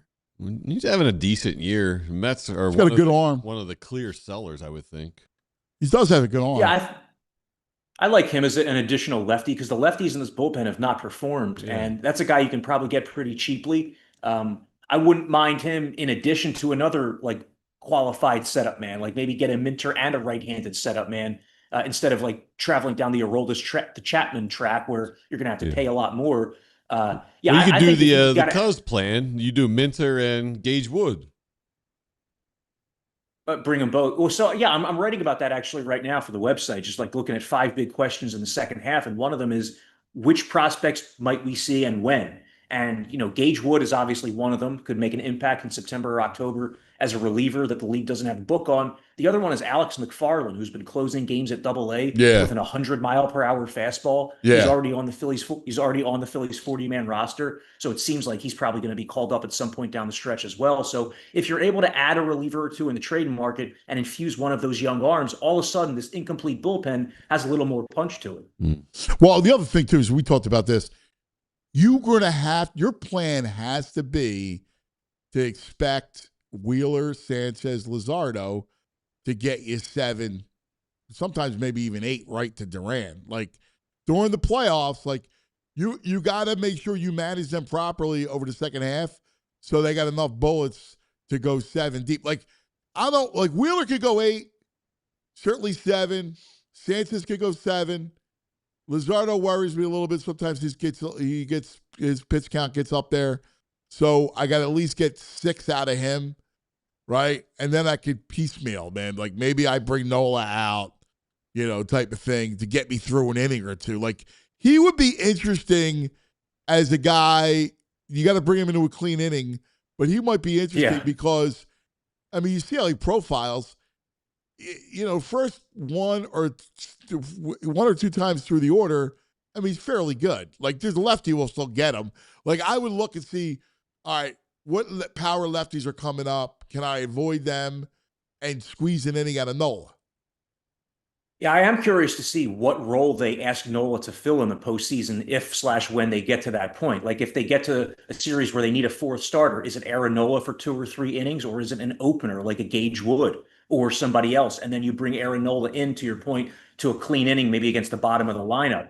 As far as the starting pitchers, what I don't want to see in October is I don't want to see Zack Wheeler at 93 pitches being taken out of a game after like 6 1/3 innings. No. The previous iterations of this Phillies team had much better bullpens, at least in theory. Like you had Strahm and Hoffman pitching well and David Robertson in addition to the closer. So it made more sense, I guess, on paper. You also had Jose Alvarado pitching better. So I guess it made more sense on paper to bring in the fresh reliever as opposed to the fading starter in those situations. But this bullpen is not those bullpens. This bullpen doesn't have those reliable arms. I'm not taking Wheeler out after 6 1/3 to bring in Jonathan Bolin or to bring in Orion Kirkering. I trust Zack Wheeler so much more at pitch 97 than I trust those guys at pitch 1. Totally right. I completely agree. Let me ask you a question. What happened to Alvarado? What do you see? The lefty that throws that hard should not get blown up every time he's out there. So in the spring training of 2025, he showed up to camp and he was throwing 101, 102 in March, in February even, okay? And I remember like all of us writing, man, this guy is rearing to go. He is really in good. And it turns out that it was assisted by some extracurriculars, Right. And right. really ever since he's come back from that suspension, it hasn't been the same fastball. It hasn't been the same zip. Like, yeah, it's still 97, 98, sometimes like 99, but it's not the same that it was. The same way we talk about Andrew Painter, how post Tommy John, his fastball hasn't had the same life at the end. You could say the exact same thing about Jose Alvarado. Like when he was at his best, he had the 99 cutter and sinker traveling different directions. Hitters knew that they had to plan for the velocity, but didn't know which way it was going. Right now, he doesn't know where the ball's going. This is the lack of control Jose Alvarado that we saw earlier in his career, where he's just hoping that the stuff plays up well enough to miss a bat or to jam a bat, and it just hasn't happened this year. And when he doesn't have confidence, it happens with a lot of relievers. Like there are some guys who are confidence is so important to them that when they don't have it, they become like a gas can in any situation. And right now, I think you just got to try to ease Jose Alvarado through the second half and let him build confidence. But I don't think there are too many high leverage roles in his future, especially come playoff time. No, obviously. You're right. Just funny, man. Even like before the juice piece of it, throwing 98, you should be good enough from the left side to get outs and strikeouts. Especially with that like whip delivery. I mean, there's so many Right. there's so much herky jerkiness and moving parts in his delivery that it probably makes it so much even more difficult for the hitter. But this is, he has an ERA of 7 this season. Like the numbers are what they are. I agree. I'm with you, man. Just odd how this bullpen. What could change in the second half with this But bullpen? real quick, I just pulled it up. So Alvarado last season, the fastball averaged 99.6. This year, it's averaged 97.6. That's a Wow. huge difference. 2 2 miles per yeah. hour. Yeah, even if you're still throwing 97 and a half, I mean, it's a so much less margin for error. In terms of the makeup of the bullpen altogether, I think that it's just a case where, the Phillies put a lot of trust into Brad Keller, who has not been the pitcher they thought they were getting, missed some time before the break. He's back now. ERA's around 4, but he's put so I many was guys going on to base. ask you about Keller and what the freak happened. Forget Alvarado. What happened to Keller? That was I like the signing, but it was a huge miss by Dombrowski. The fact that he's giving you nothing. What happened to him? What have you learned about Keller? I think it just shows you the volatility of relievers, that you can have a really good year one year, but if you don't have that long track record of success, it's hard to trust somebody. And Brad Keller did it for 1 season as a reliever, really for a half season, because it was around the All-Star break that he began the streak of scoreless appearances for the Cubs. But the Phillies really liked what they saw in terms of like the velocity and the fact that he had a 5-pitch mix as a reliever, formerly being a starter a few years ago with the Royals, but it just hasn't materialized into like success at the end of games. And I think that some of that also is the lack of experience Brad Keller has in the 8th inning. Like this season is his first time experiencing the failure of being a setup man that's not performing, Yeah. and he's experiencing it in a pretty difficult city. So it's not that he's been like a complete disaster. He's managed to strand a lot of base runners. It's just that he hasn't given you any confidence as the bridge between the elite starter and the elite closer. No, I mean, talk about a bridge to Durant. I'm driving over that bridge, and it's so rickety, and I'm like, this thing's going to collapse, man. I got to get over to the other side before it tumbles into the water. You know what? That's how the Phillies front office should be feeling, because this team, just look at the All-Star game the other day. You have 6 guys, 5 of them elite players in their prime, Sanchez and Duran and Harper and Schwarber. And you can add Zack Wheeler, who wasn't at the All-Star game and probably isn't in his prime, but is pitching like it. Like, you can't waste all that top-end talent, some of it Hall of Fame talent, because you have a few holes. All right, let's go over Philly's schedule. All right. First of all, you have the standings in front of you, because I want to. Yeah. All right. So Florida, luckily, because they lost a couple right before the break, and the Phillies got a two-game lead over the Marlins, because they're a pesky team. Like their lineup, they hit. It's amazing. And the Phillies are going to see them pretty soon. The Phillies have this long homestand, and then they go to Miami on their ensuing road trip. But the Marlins did get swept by the Guardians right before the break. They faced some good pitching in that final week in the Mariners and the Guardians, and that good pitching kind of like normalized what had been a really hot Miami offense. I do think that team is going to start to fade. I think they'll be in it the rest of the way, but this seems more likely what's going to happen with the Marlins. Like they're going to be maybe a 83-79 team as opposed to a team that finishes 10, 12 games over. Yeah, I would agree with you. I agree with you. All right, so you got 3 with the Mets, the weird Friday night off, which I always hated. I don't understand the Friday night off, but whatever. You got 3 with the Mets, and then it gets interesting, right? Dodgers come here for 3. Now, that's a big series, man. Monday, Tuesday, and Wednesday, Dodgers in town. That's going to be interesting. And not only are the Dodgers in town, but the Phillies have lined it up so that Sanchez and Wheeler are going to start the first 2 games of that series. They haven't revealed what the order will be yet, but they're getting Sanchez a full week off. So it looks like it'll probably be Wheeler on Monday against the Dodgers, then Sanchez on Tuesday. Gives you a real good chance to win that series. The Dodgers have not released their pitching plans. I would figure Phillies are going to face Justin Robleski in one of those games because he pitched 2 innings in the All-Star game, so he'll probably get the weekend off. So that's a lefty they'll face. Not sure what the status is of Ohtani. But yeah, those are going to be 3 really exciting games. Dodgers are so far out in front of the Phillies in terms of like home field advantage and stuff like that. But you'd love to be able to win 2 out of 3 and give yourself the belief heading into the playoffs that like, we can stand toe to toe with that team. They have in recent years in the regular season. Yeah. And then you got the Yankees in town. Dodgers, Yankees. When's Judge coming back? You hear?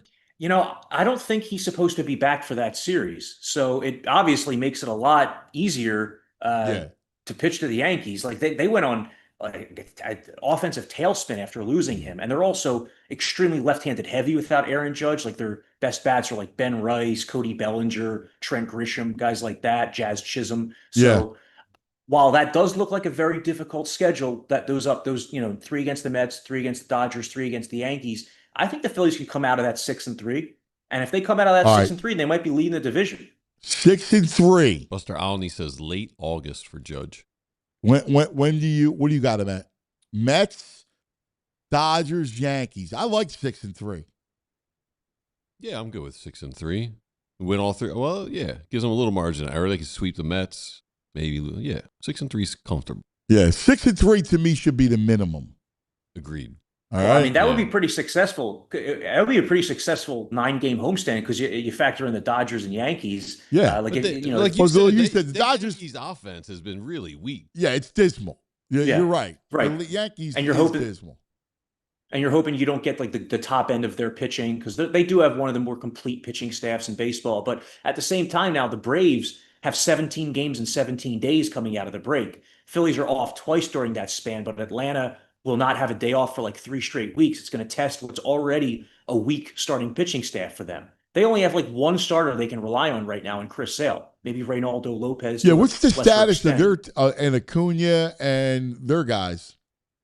Acuna should be back pretty soon. He might be back right out of the break. He's playing today in Northport, one of their spring training affiliates. So he's on the way back. Spencer Strider is going to be out. Might be the rest of the season. If not, he's probably going to be back sometime in late August, early September. Spencer Schwellenbach is still out. There's really no like exact date for his return. And then Hurston Waldrep, who returned a couple weeks ago, has gotten hit hard several times. So the Braves might be trying to like ease back on him. They are in a bad place pitching wise, and that's why everybody continues to connect them to Tarek Skubal. That would totally change the trajectory of their season, in my opinion, because not only would it solidify their rotation, but it would give the Braves a great chance to win 2 more games against the Phillies during those important games in September. Because my thinking is it really, over these next 6 weeks, even if one of the Phillies or Braves opens up a 5-game lead on the other, it's still all up for grabs based on how they play each other in 7 games from September 4 through 13. So like both teams are circling that week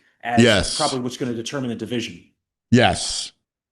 And then you got, like you said, then you got a road trip. Winnable. I mean, easily. You got at Miami, at Baltimore. So you should be able to rake some Oriole pitching in a hitter's park. And, I think so. Like Miami, again. So that's good. And then you got 4 with the Nats and that bullpen. As good as the lineup is, you get to feast on the bullpen, which you just crossed every week, every game. Yeah. when I look at this upcoming schedule, after the back-to-back series against the Dodgers and Yankees, there is not another portion of the schedule that looks super challenging to that degree. Like maybe that early September run where you have 4 with the Braves, 3 with the Astros, and then 3 in Atlanta. But a lot of the toughest games are out of the way. I will say the end of the season, you have a 6-game homestand against the Brewers and Rays, who might be the 1 seeds in each league. However, they might not have a ton. You're right, but if you look at the West Coast trip at the end of August is not ideal. Like Seattle's a tough place to play. Yeah. I mean, I know the Angels stink and Arizona stinks, but Arizona still got a lineup. Like, Marte and Corbin Carroll, and they could still hit, Yeah, any long West Coast trip is not ideal. The Angels, you would hope the Phillies can just go into that ballpark. I think they won 2 or 3 when they went to Anaheim a few years ago. I was there. It was a cool place. You don't hear a lot about that field, but it feels like you're walking into a stadium in like 1957. They haven't updated much there in many, many years. But looking at that like Seattle, LA, Arizona trip, that sticks out as a little bit of a challenge. And then at the end of the year against the Brewers and Rays, but also the Brewers and Rays might not have a ton to play for by the final week. I'm looking at this Phillies team. I think they can go 92-70, something like that. Which 92. You got them in 92. I like it. And that kind of aligns with what people thought going into the season. I was probably a little bit optimistic at 95 wins entering the season. But, I was with you. There are 11 games over. There's a lot of teams that are going to fade even more in the second half after they sell off at the deadline. So I could see it happening. Yeah, I agree. I could totally see it happening. 92. What do you think? You got 92? Like Bet Parks or over-unders 91.5. Wow. Oh, wow. Okay. There you go. You're right there, Core. Yeah. Right there. Do you see what the Braves? What are the Braves at? I'll give you 1 second. Braves are 91.5. Wow. So pick them. I don't know, man. I what do you think? Marlins 82.5. All right, so not much love for the fish. They're not buying it. Marlins 82.5. Wow. Look at that. That's interesting. That's going to be, I'm excited. Hey, Core, do me a favor. Hang tight 1 second. We got to just take a quick TO. All right? Yeah. All right. We'll come back with Core in just a moment. First, a word from our friends. Let's talk about it. Hey, thank you for being part of the PHLY community. We love you guys, and we're always looking for ways to improve our shows and better understand how you listen and what you value most of what we're doing here. So that's why we've launched a new quick survey. Your feedback, it helps shape the content you love and make it even better. It only takes a few minutes, but it makes a big impact. So take a moment, head over to allphly.com/poll, P-O-L-L, and let your voice be heard. Respondents, you got a chance to win a $100 Amazon gift card because we appreciate you like that. So once again, thank you for being part of PHLY and doing and consuming what we do here. And we want your feedback so we can keep improving our content, our shows. Just a quick survey, takes a few minutes, and your input really helps shape the future content. And like I said, you get a chance to win a $100 Amazon gift card. So what are you waiting for? Head over to allphly.com/poll, P-O-L-L, and let your voice be heard. Elkin Chevrolet, run by 3 brothers, real brothers, local guys, great guys. And right now, they're lining up deals that are very hard to beat. They got a huge inventory of Chevy trucks and SUVs, everything people actually want to drive. Equinoxes, Trailblazers, Tahoe Suburban, Silverados. And the prices, well, they're going to move fast. If you've been thinking about it, now's the time. Whether it's getting to a game, getting to work, or just getting out of town for a bit to maybe watch the Sixers or Flyers play, you'll drive off in the perfect ride at the perfect price. And here's the thing. This isn't just a one-and-done kind of place. These are the guys you go back to again and again because they treat you right. No runaround, no games, no haggling, no hassles, just real people, real deals. Elkin Chevrolet, real brothers, real deals, and a whole lot of honking good service going on. Super easy to get to. Route 73 South in Marlton. Elkin Chevrolet. Back with Court's Big Brothers, Big Sisters Day here. And we're raising money for that incredible organization. We are at 700. We're trying to get to 1,000. K-Red, $5. Thank you, K-Red. Thanks, K-Red. Todd, 20, 25, I think, 20. He wants to see the dead arm. The dead arm? Yeah, he wants you to punch. There would be another one. Be good. There would be a good item to have VG at the plate, and we could throw at him. You're not even going to try and throw strikes. I'm not going to stand there. You're just going to throw at me. Get out of here. What do you think, Core? We got like a little. How about like a dunk tank? No, I'll stand there. You throw me, but I want one of those suits when they're training the attack dogs. Those big puffy suits. I'll stand there. You can throw balls at me. That's fair. I just want to wear one of them suits. Yeah, that's actually fair. Yeah, I would do that. We can put VG up at the plate, Jose Alvarado on the mound, and see if he can nail him. Yeah, I'll settle for Massimo. I'll let Massimo. You give me a suit like that, I'll let Moss hit me. Yeah, because he can get up to about 70. Yeah. So I heard you guys talking about that prom pose earlier, though. That's what I want to see. I got to see that exactly. That's prom what the pose. people want. It's off the board. I don't want to do that. I mean, I'll do it for charity. You want to get this punch over with while Corey's here or what? Really? Yeah, just get me in the arm. Todd's paid it. All right. Did you sign the waiver? I don't want to get sued. Oh, well, I'm on your left side. Hit me with the left hand. No, I'm not. I'll be the witness. You can't go left. I can, but I'd rather go left. right. You can't go left. I can. You can't. But I go right. If you could, you would. What's that? If you could, you would. Oh! Heard that one. Jamie, you're next, buddy. You're next. He's a love tap. I didn't try. Yeah, no one's paid for it yet. You gotta wait. You gotta wait. The people free me. You can give me another one later when they pay. Oh yeah. Yeah. All right. All right. I'm a man. I'm 40. Yeah. He's gonna feel that bruise the whole flight over to Ireland. He's more fun to hit because he's got more meat. Well, He got those skinny chicken arms. That was fun, man. I enjoyed it. I feel good. I love you, buddy. A release. Sure, man. That was for Bryce. So what do we think about, let's talk about, just as we wind down this segment, about Schwarber, Bryce, kind of where we're at. Where do you think home run wise, where does Schwarber finish? I always love those kinds of discussions.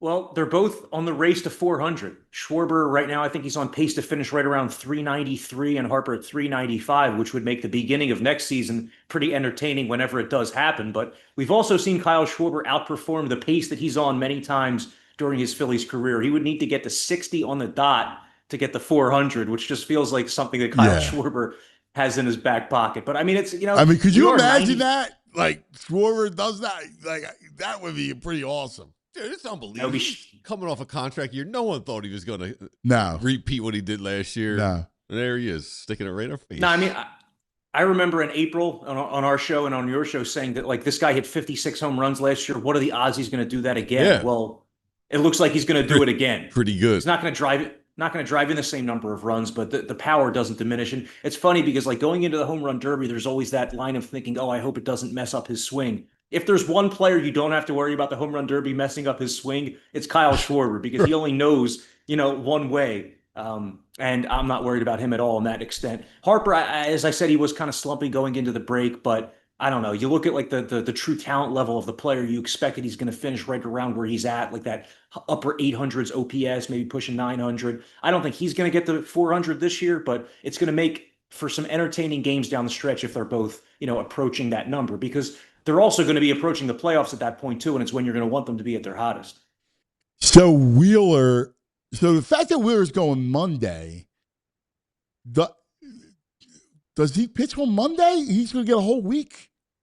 He pitches Monday. So the Phillies released that it'll be Nola on Thursday, Luzardo on Saturday, Rangel on Sunday, and then it'll be Wheeler and Sanchez in some form to begin the Dodgers series. But my question is, right, so Monday Wheeler, does he give you the major strikeout, or does it like he's been on a revenge tour? So I'm thinking he could he would have struck out. If you think about it, the other night he only threw 6 innings. He was at 93 pitches. He would have struck out another 3 guys. he's just been on another level lately with missing bats, with being able to place the fastball literally anywhere that he wants to. The Dodgers are the toughest lineup in baseball. So, I mean, they hit 4 solo home runs off Wheeler when he faced them out there a few months ago. It's not going to be easy for him to do it, but I don't put anything past him right now. And the whole thing with him being snubbed for the All-Star game, it's creating this chip on his shoulder. So what better than when you have a superstar athlete with a chip on his shoulder? I'm looking at the Cy Young race right now. Wheeler is separating himself. 10-1 with a 10-1 with a 2.13 ERA. He has the best ERA and WHIP of his career. He also, despite missing a month of the season, might end up setting a career high in wins. His career high is 16. He's at 10 right now. So he has a real chance to do that as well. I think that other than Jacob Mizorowski, Wheeler should be the guy in the Cy Young race based on the way things are trending. Dude, I said this to VG or to Brain or something like a month ago because he was the afterthought. Everybody was Sanchez. I was like, you know what? To me, you remember I said Wheeler's worth a bet. Yep. What is he? You can check it out on the BetParks app. What he is. Interesting. I think he was like plus 2,000 as of the other day. It might have gone down to plus 1,800. That would have been an amazing bet to place a month ago. And also probably he's 15-1 plus 1,500. Plus 1,500. It's Ms. Sanchez Wheeler. I mean, not for nothing, man. What's Sanchez? 400-1. Ms. is minus 560. Minus 560? That's interesting that Sanchez is still plus 400 because Sanchez has tailed off pretty dramatically over the last 2-3 starts. He's getting hit every other start.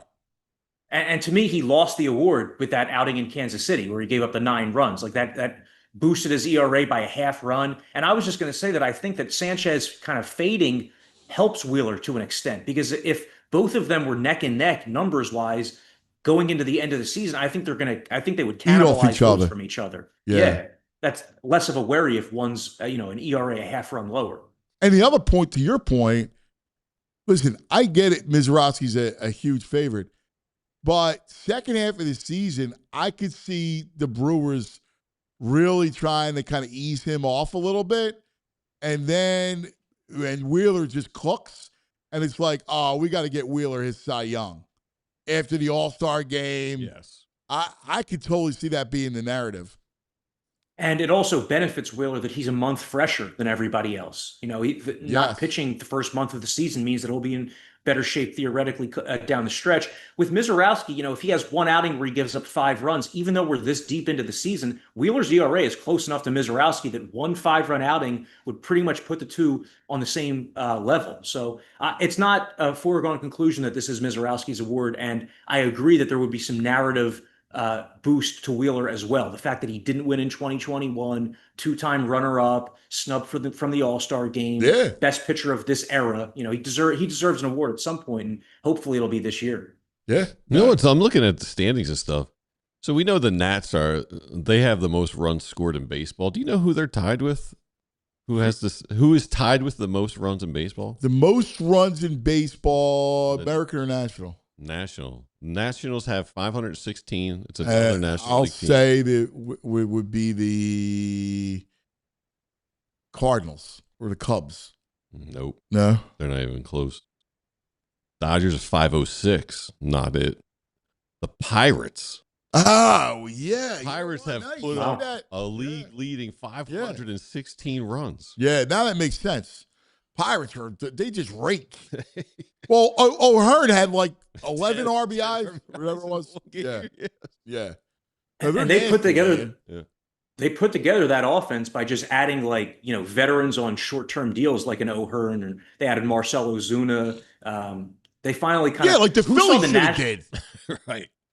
Like that's what the Browns should have did. Who saw the Nationals and Pirates leading the league in runs?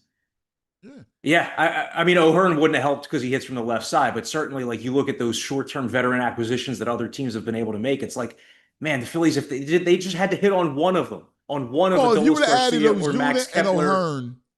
I know he's the left side, but still. Still, absolutely. It would be more offense. He's going to hit home runs. That's what he does. Anyway, Core, you're the best, buddy. We love you. We'll see you again on Monday and to go over, set the stage for the Dodgers series and go over the weekend.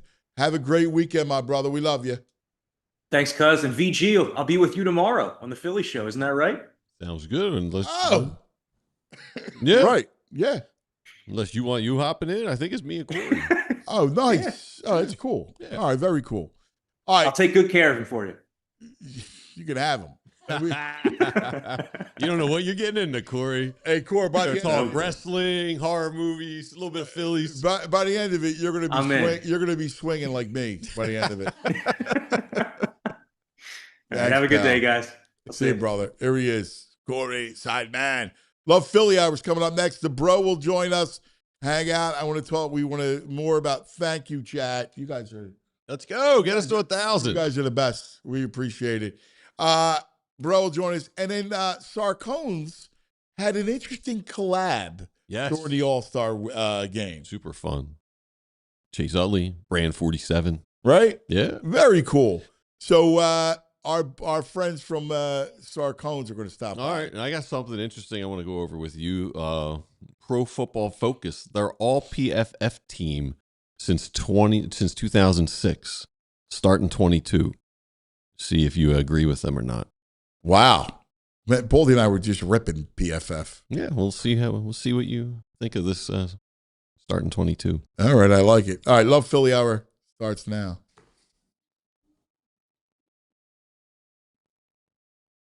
Now.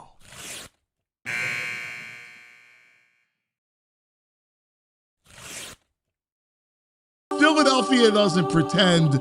Philadelphia is. It's not just the title of Philly. It's a feeling. It's a heartbeat. A city that never asked for permission to be itself. That's us, right? That's our personality. Philadelphia doesn't pretend. Philadelphia is. And now in 2026, the world comes back to Philadelphia. Not just to remember, but to celebrate. The show isn't just about what's happening. It's about who we are while it's happening. Because Philadelphia isn't a backdrop. It's a character. It's the voice that tells it like it is. The guy at the end of the bar who doesn't sugarcoat a thing. It's the family that's been on the same block for generations. It's the artist, the athlete, the builder, the believer. It's the lifer, the dreamers, the grinders. It's all of us. And that's what Love Philly's about. We're going to sit with people that make this place go. The ones who built it, the ones carrying it, the ones pushing it forward, the legends who left their mark. Not just the championships, not just the headlines, but the moments in between. The way the city shows up for itself, the way it refuses to be anything other than real. And through it all, we're going to remind ourselves and show the world what Philadelphia is. It's not just a stereotype. It's not a punchline. It's a foundation. It's a force. It's a city that gave birth to a nation and never stopped building. So as the country turns 250 and the spotlight finds Philadelphia again, this is our moment to tell the story the right way.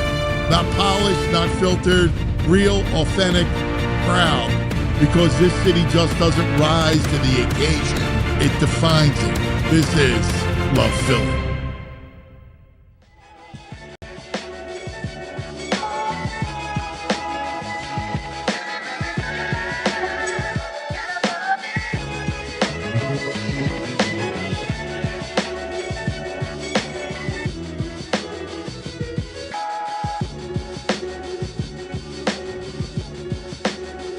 Love Philly, brought to you by Wawa. Wawa loves Philly. We love our Wawa. That's it. There's nothing better than our Wawa and our Love Philly, man. A lot of fun. Hang on one second. Hey, Jane, do me a favor. Run downstairs. For Sarcones? Yeah. Anything. Yeah. I haven't had Sarcones in forever. Yeah. They're coming. How great is that? Well, Sarcones action. They used to have that great little deli where Angelo's is. Well, Danny is related to Lou Sarcone through marriage. The wildest thing, because then he's got the bread hookup, but then he makes his own bread. So Louis, I love. I lived around the corner forever, and I used to go in all the time. I love Lewis, right?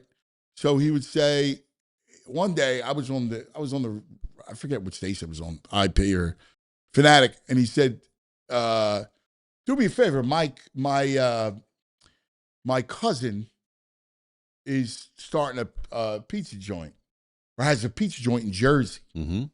Can he bring pizza? It's like, yeah, of course. Whatever, I'll pump him up. Yeah. And sure enough, it was Danny. He comes in the studio. He had a place in Jersey. Yeah, I remember it. And it was delicious. I was like, dude, you're an incredible pizza maker. Mm-hmm. And he's like, oh, thanks, And then Lewis says, we're going to give him the store next door to make cheesesteaks and pizza. And that's how Angelo's got started. Yeah, did he have a fire in Haddonfield, or he just closed down? He closed down. And then my buddy over there, I'd go to parties before I ever heard of him. He was like, oh, this place over here in Haddonfield's ridiculous. So we would have his pizza and sandwiches over there, or his pizzas over there. I don't think he was doing sandwiches. It was incredible. Pizza. Yeah. Like, he makes incredible pizza and his bread, his dough, it's all nuts. Yeah, well, so good. He's like that. He has that kind of, in fact, over the next couple of weeks during Love Philly, we're going to be sampling a lot of local flavors. All right. A lot of people are coming in. Cool. Hurricane just donated $50. Appreciate you, big brothers, big sisters. Thank you. That's very nice. That's keep it going. Incredible. They're mocking us because we can't get to 1,000. Come on, let's do it. Yeah. All right, let's do this. Let's take a quick CO. Talk about our friends. We'll get some Jamie, and then we got our buddy. Man, that's pie. Right. There he is. There's Lewis. Look at that. Jamie's already got a piece of tomato pie. Yeah. Well, we want to make sure we bring it in and show it on the show. Come on in. 11:30, Lewis. Lewis is 11:30. Yeah. Come on in, James. All right. He's being his thing. Let's take a quick TO. Talk about our friends. Let's talk about the Bet Park Sportsbook online casino app. The final is set. Spain and Argentina. That's right. I think we got to go. Where are you going? Nobody's beating Argentina. They just got the mojo going on. Really? No one's beating them. It's the greatest football player of all time. These people just let them get the Don't ball. say that. Football. He's not better than Brady. All right. Come on, man. Let's go. Check it out on the Bet Park Sportsbook online casino app. New customers get 500 spins on the soccer game. Go, go, go. Collect them. And up to $5 casino bonus back in the first 24 hours. BetParks.com has all the details. Got to be 21. You got to be in PA, New Jersey, Michigan, Maryland, Ohio. If you have a gambling problem, please call 1-800-GAMBLER. But check it out, the Bet Parks app, baseball, football futures, it's all there. Take Wheeler, Cy Young. That's the move, all right? Take it on the Bet Parks app. Now let's talk about Xfinity and the Xfinity 5-year price guarantee. What if you could have reliable and intelligent Wi-Fi, keep it the same price for 5 years? That's the Xfinity 5-year price guarantee. Wi-Fi that makes everything in your home work together, that finds and fixes problems before you notice them. Super intelligent Wi-Fi with a sixth sense that lets you stream the game even when the whole family's online. All your devices working in perfect harmony for 5 whole years. Think about it. It's amazing. You get no annual contracts. There's no hidden fees. Xfinity's best equipment included. Take it from me. A lot changes in 5 years, man. 5 years, man, so much goes on. But your Wi-Fi should not. All right? And your price should stay the same. Check it out. Lock in your price. Unlock the possibilities with Xfinity. Learn more. Xfinity.com. Xfinity. Imagine that. Select plans only. Restrictions apply. Now joining us, the bro. Hello, bro. What's up, bro? What's up? So, bro, you got excited. You saw the Sarcones. I did. I got to ride the elevator, taking in the delicious smells of Sarcones. Nothing better. Oh, it's the best. Yeah, so we're going to talk to Lewis coming up. You're about to embark on a very cool vacation. Yeah, back to my ancestral land. Leaving tonight, 6:30 for a flight to Dublin. Sweet. So what's your itinerary? That's going to be awesome. Dude. Yeah, it's, no kids, too. Yeah. Look out. Yeah. So we are... He'll be drinking the brown. He'll be whacked. I don't love Irish whiskey, but I will get into it because Guinness doesn't get me drunk. So I could drink like 20 Guinnesses and be fine. And I know the beginning of your slur, when the slur happens,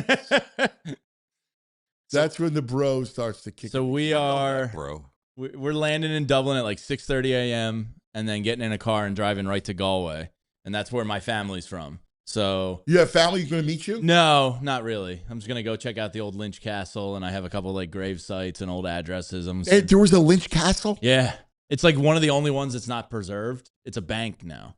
It's like in downtown Galway, but apparently there's like a family history like plaque. And did you try reaching out to any relatives that are still there? No, my uncle's in the process of like really digging deep on it. So no, I'm not gonna meet any Lynches, but we are gonna drive right to Galway, spending 2 days there. It's a beach town, right? Is it on? No, so that's not on the coast. No? And then from there, we're going to Dingle, which is on the west coast, a little southwest. That's the cliffs? Yeah, a little bit. Cliffs of Moher is like a little north of there, but we're going to stay in Dingle. That's a huge whiskey town.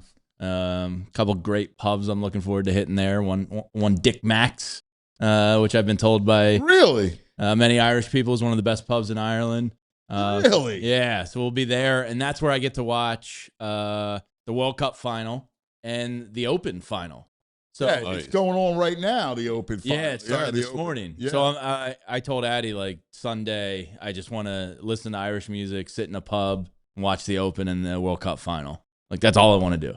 That's cool. Yeah, to take in sports in a different culture like that where it means more is going to be awesome. So I'm really looking That's a great trip. Really looking forward to that. And then from Dingle, we're going down to Carramore, which is like Southern Point, like beach kind of resort for the Irish. And then from Carramore, we're driving back up to Dublin to finish off for 2 days there. So the beach resort, is it beachy or is it? Yeah, I don't know if resort, but we're staying at a hotel. Right. But like, what's the weather like down there? So I checked the weather last night. It's pretty much high of like 83, low of 53. That's the same beautiful, every single day. Are you serious? Yeah, the weather looks great. Yeah, I guess they're having a heat wave because usually it's like in the 80s. Yeah, so it's a heat wave right now. And then I'm doing something in Dublin I think you would appreciate because my sister like raved about it when she was in Dublin. The literary pub crawl. Oh, dude, I would love to do that. I know. The great Keats, the great writers. Like oh, my James God. Joyce and everybody wrote and was inspired. So it like starts at Trinity. I'm a Keats man, yeah. It started at Trinity College and you do like the library tour and then they take you on like the great writers pub crawl. And apparently there's like actors that like act out and like tell you all about the history of everything. Oh, I would love to do that. It's right awesome, so we're doing that and then we're doing the Guinness tour and, you know, all of Dublin. That's great. Yeah, I'm pretty psyched. I've never been to Ireland and it's been number one on my bucket list for a long time. Now Japan will move into number one. But I'm pretty psyched. Japan? Yeah, I really want to go to Japan. Really? Yeah. Wow. I just want to eat. Okay.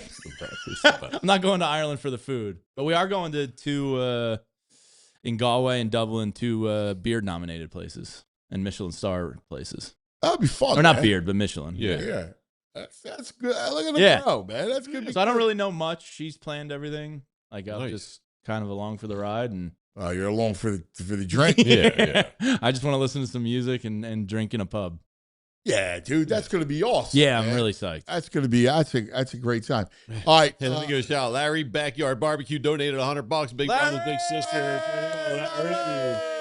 Hey, he gets a cuz voicemail. Nice. Yeah, we'll set that up. Anything you want. I went to the Phillies game with Larry when we did it in June. Oh, did you? Yeah, Larry can drink some beers. Oh, that's cool. Nice. Oh, man, yeah. I love it. He's a Derby guy. He's got an immense McGonagall pride because I think Kevin's dad is originally from Derby. He's a Derby guy. Yeah, Kevin a lot of Derby Senior, pride. Yeah, Kevin Senior is a Derby guy. Thank you, Larry. That was awesome. Yeah, that's fantastic. Where are we at? 866. 866. So close. Come on, I still got a left 1 hour arm. to I get can to get 1,000. punched. Jamie hasn't been punched for money yet. Let's go. So who wants to see me get punched? You know, Ben's not here today, is he? He's coming in. We just had an Eagles meeting, and he's on his way in. Yeah, he's supposed to be here in case the dead arm. Yeah, He's Maybe we can swap for 50. Then it's just Ben over and over again for a minute. Fun. Yeah. Well, we can always set that up. Yeah. Ben, just sit here. I'll do some prom poses with VG. Yeah, I would do a prom pose with you. Okay, do it. Let's go. We could have you recite some favorite smoothie lines. You don't feel skeevy when he comes near you? Showered? Well, it's for a good cause. I'll feel skeevy. No, but he's a monster. He's like a creature. He's the undead. I'm harmless in daylight. It's the evening. Feeding time. It's a problem. He's the undead, man. I don't know. Something about him. I don't want to get too close to him. I get squirmy like him being in the middle. How about we look at a great video from Jihad Campbell. Yeah, how cool is this? About Big Brothers, Big Sisters. Our man, Jihad Campbell from the Birds, talking about a great cause.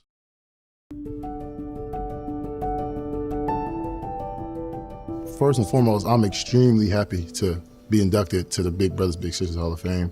It's like a surreal moment because, like when I first joined the program, it was a good program, yes, but it was more so about like the relationship that I built with Lil Benji, right? Because I feel like it was like a pitch perfect match. I just wanted to get a message out to a kid and, see if I can impact the kid, right? I think that's like the biggest flex in life, like knowing how much like you impacted somebody's life.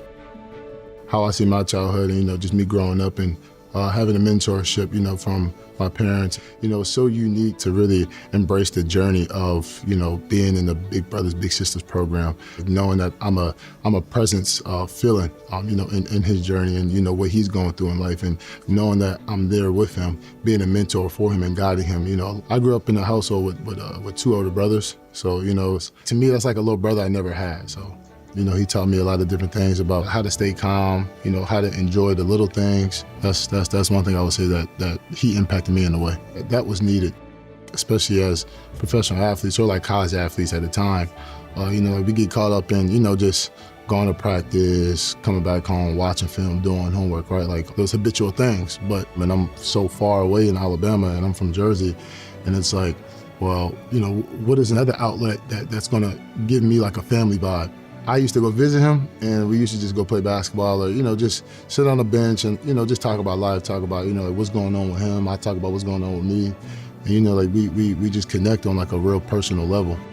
When, like I heard that I was going to be a Hall of Famer, it was very special to me because like it wasn't even about that. It was more so about like, how can I get connected with this kid? How can I help him in the best possible way where his mind is free, like he thinks positive, he wants to do better in life, he wants to, he wants everybody around him to do better. When you think about it, it's really like all about life, right? Just spreading positivity. That's one of the main reasons why I continue to keep doing it, because it's like, like I love it. And I think that's what life is all about is, just helping other people, impacting other people.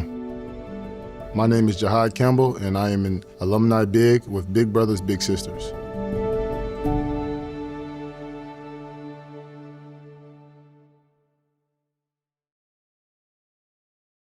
Dude, stuff. He seems like a great dude. He really is, man. I love that kid, man. And local kid, like, and that's I'm cool. hoping big year for Jihad. Did you see he got honorable mention in the Fowler front office poll? He was like, no. Yes, so Zach Bond, I think, came in 5th. And Jihad Campbell, surprisingly, because remember, he was on like a rookie of the year trajectory there the first like month and a half of the season before Nakobe came back. He got like in that 20th kind of range, like honorable mention. Really? I didn't see that. Yeah, he snuck in there. I didn't see the linebackers. I was like, Bond was 5, which is about right, I think. Yeah. Fred Warner was number 1. Yeah. Well, he's a beast. Yeah. But yeah, Jihad got honorable mention. That's pretty good. That's great. Yeah, no. I'm excited for him. Let me, I just found the PFF wide receiver rankings. I want to see if you think they're better than the ESPN executive rankings. I like it. Number 1, Puka. Number 2, JSN. Number 3, Justin Jefferson. Number 4, Jamar Chase. Number 5, St. Brown. Number 6, A.J. Brown. Number 7, CD. Number 8, Nico. Number 9, George Pickens. Number 10, Drake London. 11, Zay Flowers. 12, Chris Olave. 13, right. Scary Terry. And 14, Devontae. You lose me with Zay Flowers over Devontae. So I like them way better, though. You're taking Devontae over Zay Flowers 10 times out of 10. Yeah, well, we are. I think most people that know football are. But ESPN, same thing. I know, 22nd. Right. Ridiculous. I mean, they had Devontae much higher. 14. They had Olave 12. He was honorable mention. He was below. I liked Olave. You liked Olave. I like any Ohio State wide receiver. So do I. Garrett Wilson, Yeah. Like Mike Evans at 16 seems more real reasonable. Yeah, like I actually like PFF a lot better, and I agree with the top. I agree with Puka. Puka's ridiculous because he doesn't get the separation, but he makes every catch. Yeah. He makes every. I love Jamar Chase, but you also got T. Higgins on the other side of you. Right. Yeah. Right? Like Justin Jefferson was kind of sandbag. Oh, yeah, nobody, right? No and Smith and Jigba, same thing. Like Smith and Jigba was unstoppable. Yeah. I think Drake London 10. We're high on Drake London. I love Drake. Yeah, I like Drake. I do. I like Drake a lot. I think it's a better list. Say Flowers over. What's their quarterback? Do you have a quarterback list? The PFF. See if I can find it. Do they have? Where was their thing? They've done it yet? Because they're all doing it, like we know. But I mean, the only thing I'm seeing right now is the wide receivers. A lot of it's fantasy football stuff. What was their? Did you have the all-time quarterbacks? You said for PFF? I have their all-time team since 2006. Since 2006. Brady's got to be QB. He is the QB. Yeah. There are 2 Eagles on the offensive Lane. side, none on the defensive side. Got to be Lane and Kelsey. It is not Lane. What? Jason Peters. It is Jason Kelsey at center. So the line is Penei Sewell, right tackle, Chris Lindstrom, right guard, Jason Kelsey, center, Evan Mathis, left guard. What? Wow. Trent Williams, left tackle. Evan Mathis was a stud here, but it was like a 3-year peak. Yeah, Like, it wasn't. the Denver. Remember? Yeah. We had him on. Yeah. And Penei Sewell over Lane. Come on, get out of here. Yeah, Penei Sewell's I'm It's with not- you there. But Lane has a much longer body of work. By the way, Two I Super know Bowls. Trent's ridiculous. Jason Peters is unbelievable, dude. Yeah. Jason Peters almost gets like sneakily forgotten about. And he's like a Eagles Hall lore. of Famer. Oh, first ballot. Yeah. Their running back is Derrick Henry. Their wideouts are Julio Jones, Antonio Brown, and DeAndre Hopkins, with Travis Kelsey as the tight end. I mean, I'll be honest with you. I take any of these receivers over those guys. Hopkins, who else? Julio Jones, Yeah. and Antonio Brown. Antonio Brown was He was when he was ridiculous. right. He was Yeah, but ridiculous. dude, I'll take Puka and Jigba, Jefferson. Like, I mean, I'll take any of those 3 over those 2. I don't know. Prime Antonio Brown was a problem. Wow. Yeah. Wow. Yeah, I'm sorry. I missed all the times that Puka and Justin Jefferson with a quarterback. If you had watched games back then, you would have seen Antonio Brown just jumped off the page. Well, you were watching. Do we have a $25 punch? 25 gets you by Who wants the to arm. see VG get punched? $25. The Big Brothers Big Sisters. Their edges: Myles Garrett, Khalil Mack, tackles Aaron Donald, J.J. Watt. Yeah. I feel like there's been another edge. besides Linebackers: Mack. Bobby Wagner, Luke Kuechly. Corners: Richard Sherman, Revis, slot is corner Chris ridiculous. Harris Jr. Yeah, he's great. Safeties: Eric Weddle, Harrison Smith. Eric Weddle, really? I go Smith. I don't go Weddle. Yeah, Weddle feels wrong. I go Smith. I think Smith is good. But I can't go Weddle. Well, that's their all-time team. All right. According to their That's grades. a good little nug. We appreciate it. Bro, Phillies, now we get the second half tonight. Yeah. We're back in action. Nola, get excited. Well, you know. He's looked solid the last 2 starts. The problem is He's keeping stuff down at the knees. He can't leave anything over the plate in the middle of the zone. And he's got to keep it low. the problem is that you gotta get him out before the 3rd time around. Yeah, but who are you going to? Well, no, but I mean, That's the problem. Tim Mesa last start just came in and but you got to get him out. You can't. sacrificial lamb. I know. I mean, that's This bullpen stinks. well. You got to get another starter. Yeah. You got to get another starter. With another start, he's still got a pitch. Yeah, you got to go. You got to hope you get He's gotta 5. give you 6 innings. You're gonna like the kid they call up next. I think it's gonna be Alex McFarland. Yeah. He's throwing gas. Yeah, He's hitting like 101. Yeah. I do. I know about him. I think you're gonna fall in love. I could. Him and You're Gage. a fireball guy. I am a fireball guy. Yeah. Gage will be up by September. Yeah. Well, Gage needs to be the bridge to Durant. Yeah. That's what he has to be. Do they come back? What's the matter? Julie just wrote a note. Ben just walked in. Now we have all 3 of the punching bags. Get those donations in. Let's go. Oh, $25 to see Ben get punched. Yeah. And right before I'm right sure before- somebody in the chat right wants to before see me Ben punched. gets punched, I can let Cuz know that DeChambeau is finally doing well. He'll fold. The tournament he told you not to take him, he's in like 3rd place right now. Who'd you pick? I gotta look. For whatever he told me, Danny D disappeared. I don't know what happened to Danny Oh D. no, he flaked. Probably Wildwood, No, what happens in Wildwood he has stays in some stuff Wildwood. going on at work. So I don't know what happened, but I got stuck with Ben's picks. So I don't know. I took Ben's picks. I don't know what they're doing. Who's doing what in the Farley brothers pool? Like, I don't know. But, I liked Wyndham Clark a little bit in the Open. We'll see. I just can't bet that guy. I know he's not like an enjoyable bet. He's too over. It's too over. That's the one guy I just actually checked. I just saw Really? because I think I have him. I think he told me to take him. Oh, great! If Ben took him, I'm out. Right? Like Yeah. it stinks. Yeah. Like, Ben is the absolute worst. And he follows it more than anyone I know. He does. Yeah. I Waking up at like 4 a.m. for like Scottish Opens. Dude, I want to see Snuff and him. Like, I just want. I'm gonna get Snuff golfs because when I was texting with him, Joey golfs. Yeah. Oh, yeah. And he was like, "I'm out on the course. I'll get back to you guys in a little bit." No, Good luck, Snuff. Joey golfs. Yeah. He loves it. Like, if we got Snuff just to kill Ben, like just Could to you bury send him. Ben out with Joey and Snuff? That's some content Golfers. right there. Yeah. Oh yeah, that's actually a good Joey, idea. Snuff, and Ben. That'd be great. That's actually a good idea. We'll throw BG in the mix. We'll get BG out on the links with him. And, we can't have a buffer. We need Ben with Joey and Skinny. You know where BG Todd ran into BG last night? Did he? Yeah. BG's been all over the links this summer. Yeah. Yeah, he's teeing it up all over every Yeah. time I see him. Yeah, he's getting ready for to be commentator. Yeah. Looking forward to it. I owe him an Audi. I promised him one at my cousin's club. He'd never played it, so. What is it? Overbrook? Oh, nice. Out by Villanova, yeah. And I that's think nice. Jay's a member there. Oh yeah? Yeah. That'd be cool, man. Yeah. I like it. All right. Bro, we want you to have a safe trip. I'll drink a Guinness for you. All right. Fun. Yeah. I mean, An absolute creamer. that sounds incredible, man. Yeah. It sounds I'm like really what a pumped. trip, man. Yeah. I'm really pumped. I'm interested because nobody. I got a good book, too. I only read on vacation.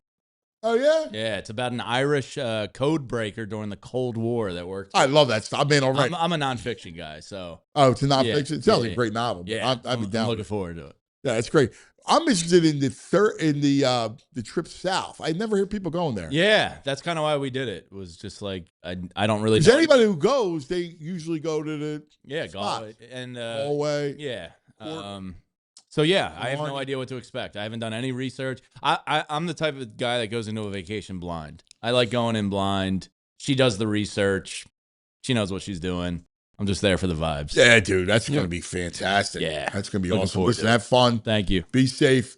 I'll send Louie in. Send Louie in. All right. All right, see ya. See you, buddy. All right, let's take a quick CO. Talk about our friends. Let's talk about Valley Forge. Bring in the pie so you can show it. Yeah. Listen, you know that feeling when you need a quick reset, but you don't feel like dealing with airports, long drives, overcomplicated travel plans? That's why Montgomery County, Pennsylvania is such a great getaway spot for us, right? Like, it's really incredible. A little bit of everything: history, shopping, entertainment, outdoor adventure, great food, all just outside the city. You can spend the day exploring Valley Forge National Historical Park, hit the shops at KOP, right? Check out live entertainment, explore some of the amazing small towns and hidden gems throughout Montgomery County.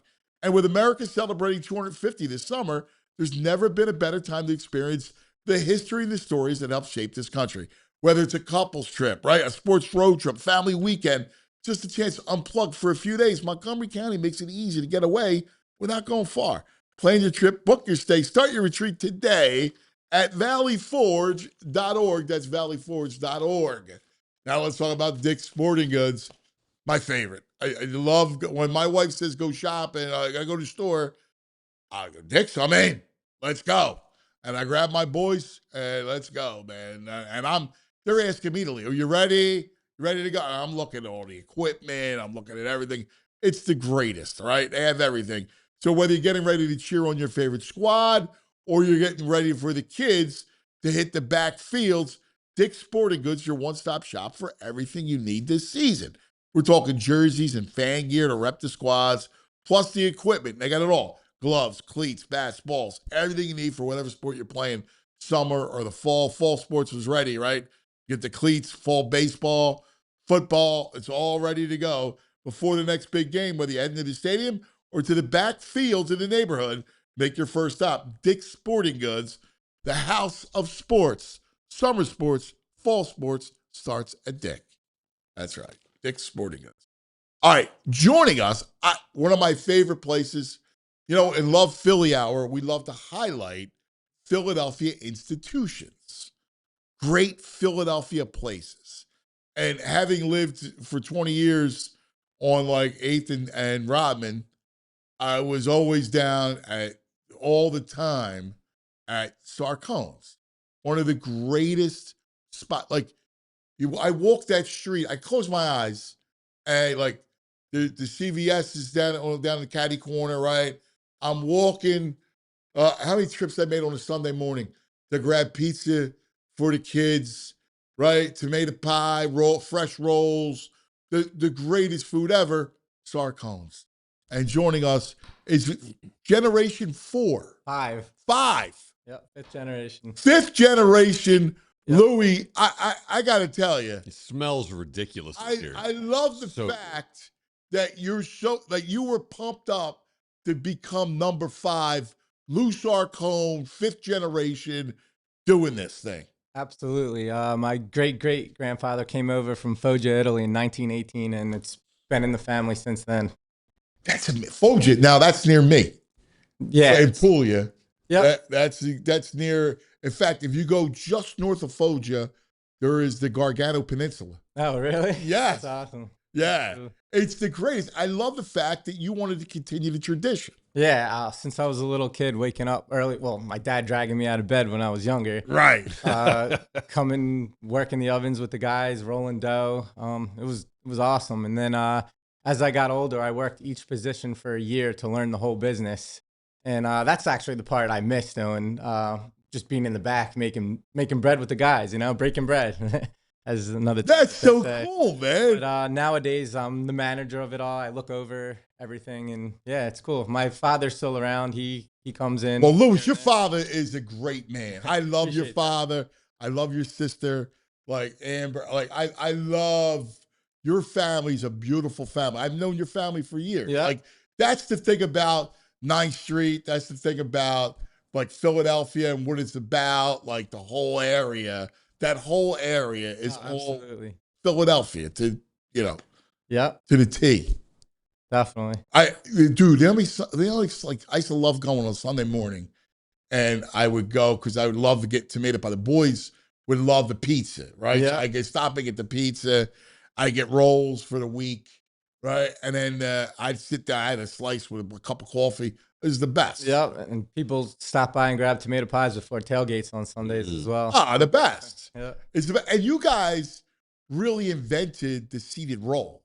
Yeah. Back in the day, so I hear, if any restaurants or hoagie shops, cheesesteak places had a seeded roll, they called it, do you want it on a Sarcone roll, meaning seeds. Yes. Yeah, nice. It was that was always it. And you know what's funny? That bread that you have, like the Italian restaurants, when I was a kid, like they would take us to the restaurants, right? Yeah. Nostalgia Room, right? Like all Dante Luigi's, like all the places, right? They all had your family's bread. Yep.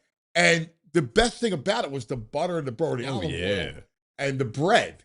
And how many times they would say, don't fill up on the bread. Yeah. Because it was the greatest, man. Yep, and it's the bread that you were eating was baked that morning. We have no preservatives in our product, so you have to eat it that day or it'll go bad. You can freeze it freezes well, but refrigerator or leaving it out the next day, it's no good. Yeah. So every time you're going out to any of these restaurants or places in the city and you see our bread, it was made that day. How awesome is that? And the beauty, like your father basically helped Danny because he's part of the family. Oh, so you want to hear how Danny's connection is to Yeah. us? So my cousin, Lauren, used to pack rolls in the front.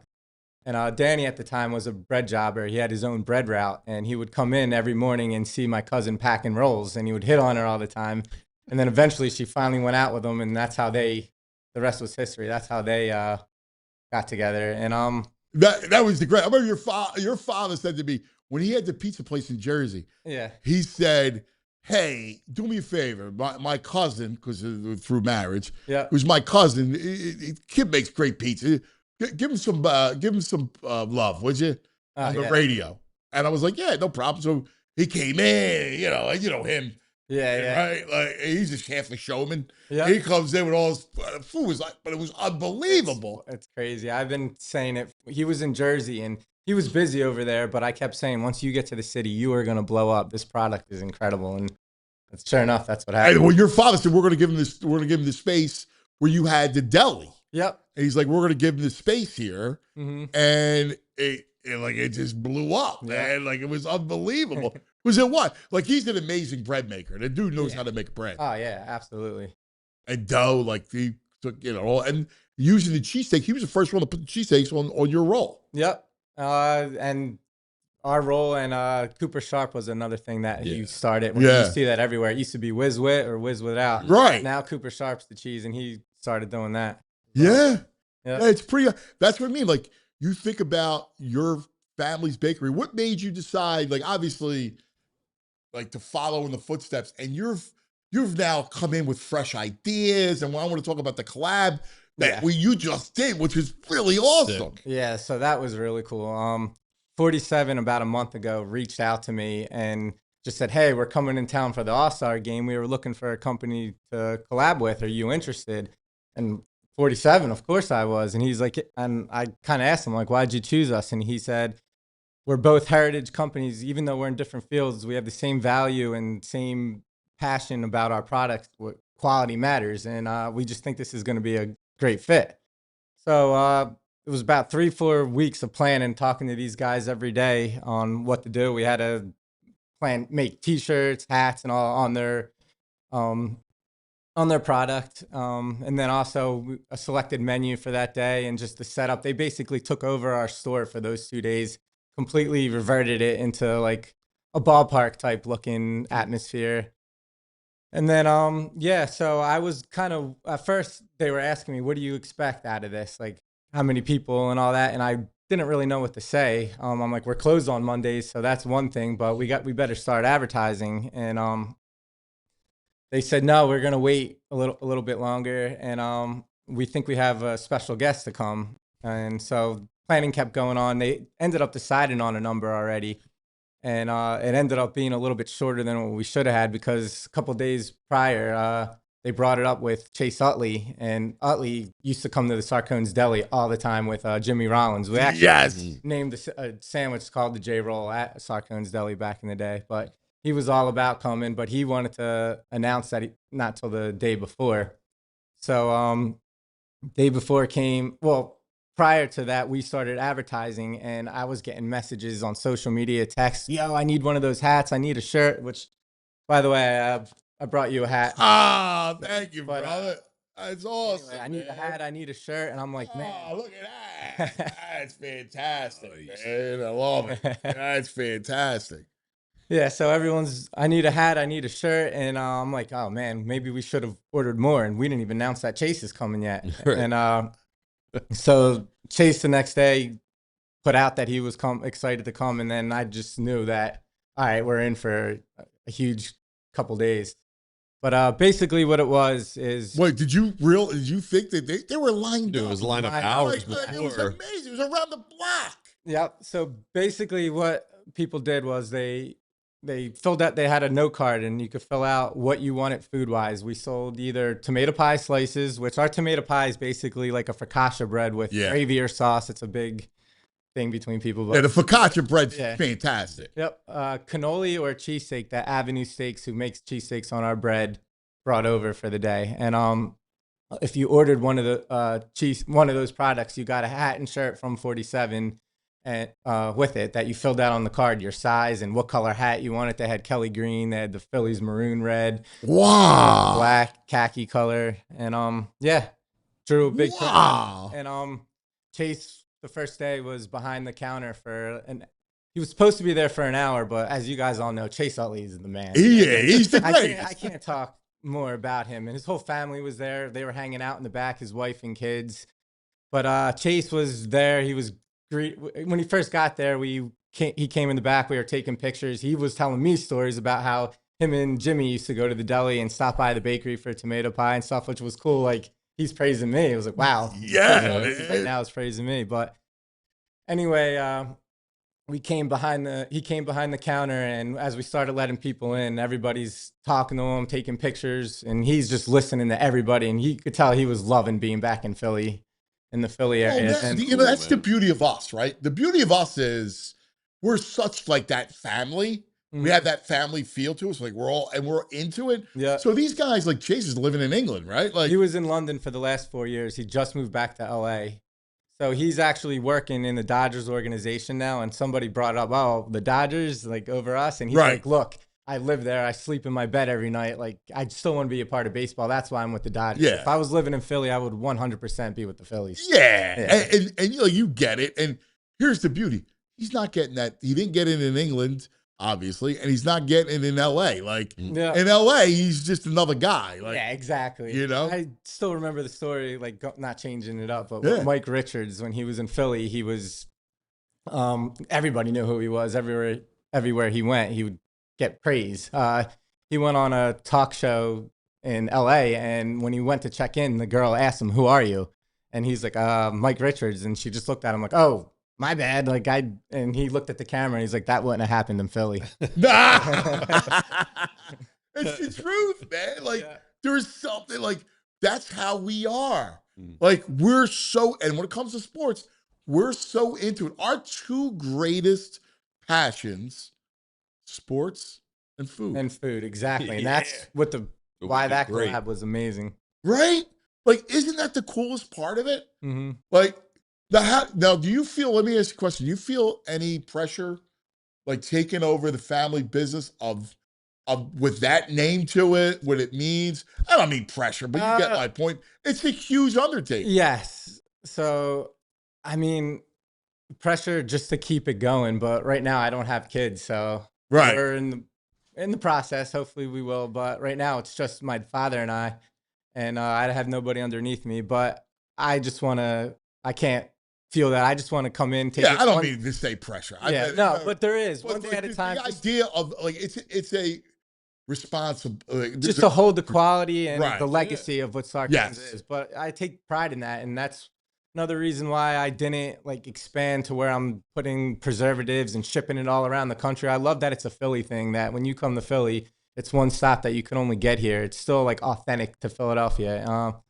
One saying that my great-great-grandfather started right away was, don't put too much food in your mouth where you can't chew. So I'm not really looking to expand in that sense. I just want to expand in our area and keep Philly food scene on the map, you know? Like, I love that because, listen, it's impossible. Like, one of the things, you were going to disrupt the quality when you try to ship it and you try to recreate it elsewhere. It's hard. Like, it's hard to do that. Yeah. Like you said, you have to keep preservatives in it, and that changes the consistency. It changes the whole product. Exactly. Right. And I love it. There's a lot of spots in Philly where, like, if I go in to get a loaf of bread, you sold out. Yeah. Like, you just, too late. Once they run out of bread, that's it for the you day. can make more and have some left over, but nah, we're sold out. We make what we make, we're sold out. Yep. I respect that. That's part of it. And you know what's interesting, too, is you guys had the cookies, like, you got, like, the pepperoni. Like, I was a big pepperoni bread man. Yeah. Like, I love, like, that. Growing up, like, we didn't call it stromboli. We called it pepperoni bread. Yep, that's what we still call it. You know, like, that was something that was, like, my mother, she would make it, and, like, she would go, "You guys want pepperoni bread?" I'm like, yeah. Like, well, it wasn't stromboli. Yeah. It was pepperoni bread.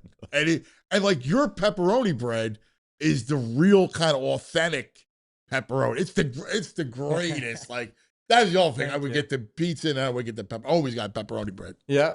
I remember going in there, the women working at the front were the Oh, best. They might as well I be love named them. like Rose and Marie. Like, you just know who they are, the attitude, their personalities. Yeah. They were the great. Yeah. Hi, sweetheart. Yes. What can I get you, doll? Yes. 100%. Yeah. Exactly. Like that's what makes it beautiful. Yeah. Man. Yes. That's what makes it like I love the warmth that will come out that comes out of that place. Mm-hmm. But and I you know That's I really love love. you know I love you. Like your father's incredibly proud of you. Like incredibly. He's over the moon that you wanted to do this. Over the moon. Like I so appreciate that. I love the fact that you have a passion for it.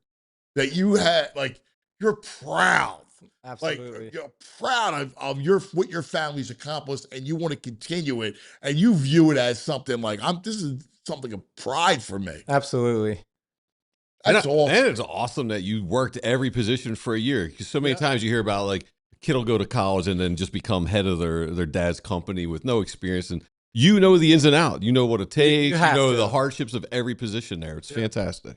It's so cool. Yeah. It's so cool. Where'd you go to college? So I didn't. I was actually going to go to Westchester University, but I played ice hockey growing up, and then I went overseas and played in Finland for a year. Did you really? Yeah, the same year that I was going to go to Westchester, I was like, you know what, I'm going to go do this. So I did my hockey thing for a little bit in the minors. I heard about you playing hockey. Now that rings a bell. And, yeah. And then when I came back, after I was done with the hockey, I jumped back in the, you got the hocky hair. yeah, It's got the scars and stuff. Yeah, it's awesome, dude. What position did you play? Forward. Nice. Yeah. Were you a goal scorer or setup guy? Goal scorer, both. Yeah. Yeah, winger usually, but yeah, speedy guy. Did you play with a lot of? You know what's amazing? He's like all the kids I from grew South up playing Philly. with TJ Brennan, who Yeah. he played for the Phantoms for a little Yeah. bit. He had some time in the NHL. He's overseas now playing tournaments against the Gaudreau brothers. Yeah, Isn't that cool? everyone in the area played with on a team in a tournament with Ross Colton. Yes. He's in the NHL now. Yeah, he's Carolina. Won a cup. Yeah. No. Oh no, Vegas. Who's the kid from he Carolina? was on Colorado, but he won a cup with Tampa Bay. He actually scored the game-winning goal to clinch the cup. Right. But that was the lockout year, so it was Tampa Bay versus Montreal. Who's the local kid from Robinson? Yes. Yeah. Yeah. So I played against him as well. Wow. Like he played with the Gaudreaus growing up as well. Robinson. That's awesome. Yeah. Yo, what was the bread like in Finland? Could you eat the bread over there? Nah. I mean, yeah. They actually, though, you would be surprised over in Europe, they don't use preservatives too. So No, everything's great. Everything's fresh over there. But the bread scene, it was all right. Yeah. Yeah. You can find an Italian restaurant and get pizza, like, get exactly. pasta. It's legit because people from Italy are all over Europe. Yeah. So you're good. Hang in 1 second. We just got to take care of some business. Yeah. And then we'll get right back to Lou. And what a great story. I love this. I wish you guys could be in the studio and smell the tomato pie. All right. You got to show them on the other side. First, let's talk about some of our friends, shall we? Let's talk about TrueMark Credit Union. Listen, this is a good thing. And TrueMark does great work in the community. TrueMark Credit Union is a terrific company. Kelly Body is the CEO. She does a wonderful job. And they got something actually we're going to reward you how you spend your money. And that's what you get with Everyday Elite Visa credit card from TrueMark Credit Union. We're talking up to 4% cash back on eligible everyday purchases, including gas. Like, you know what it takes to fill up the pump. You know what it takes, take out everything. Check it out. New cardholders get a 0% introductory APR on purchases for the first 12 months and then 17.99% APR after that. It's more cash back and less catch. Apply today at TrueMark.com or stop in at any of the TrueMark Credit Union's 24 branch locations. Rates based on credit worthiness, 4% cash back on eligible purchases, bonus categories capped annually. Restrictions apply. Visit TrueMark.com for details. Insured by the NCUA.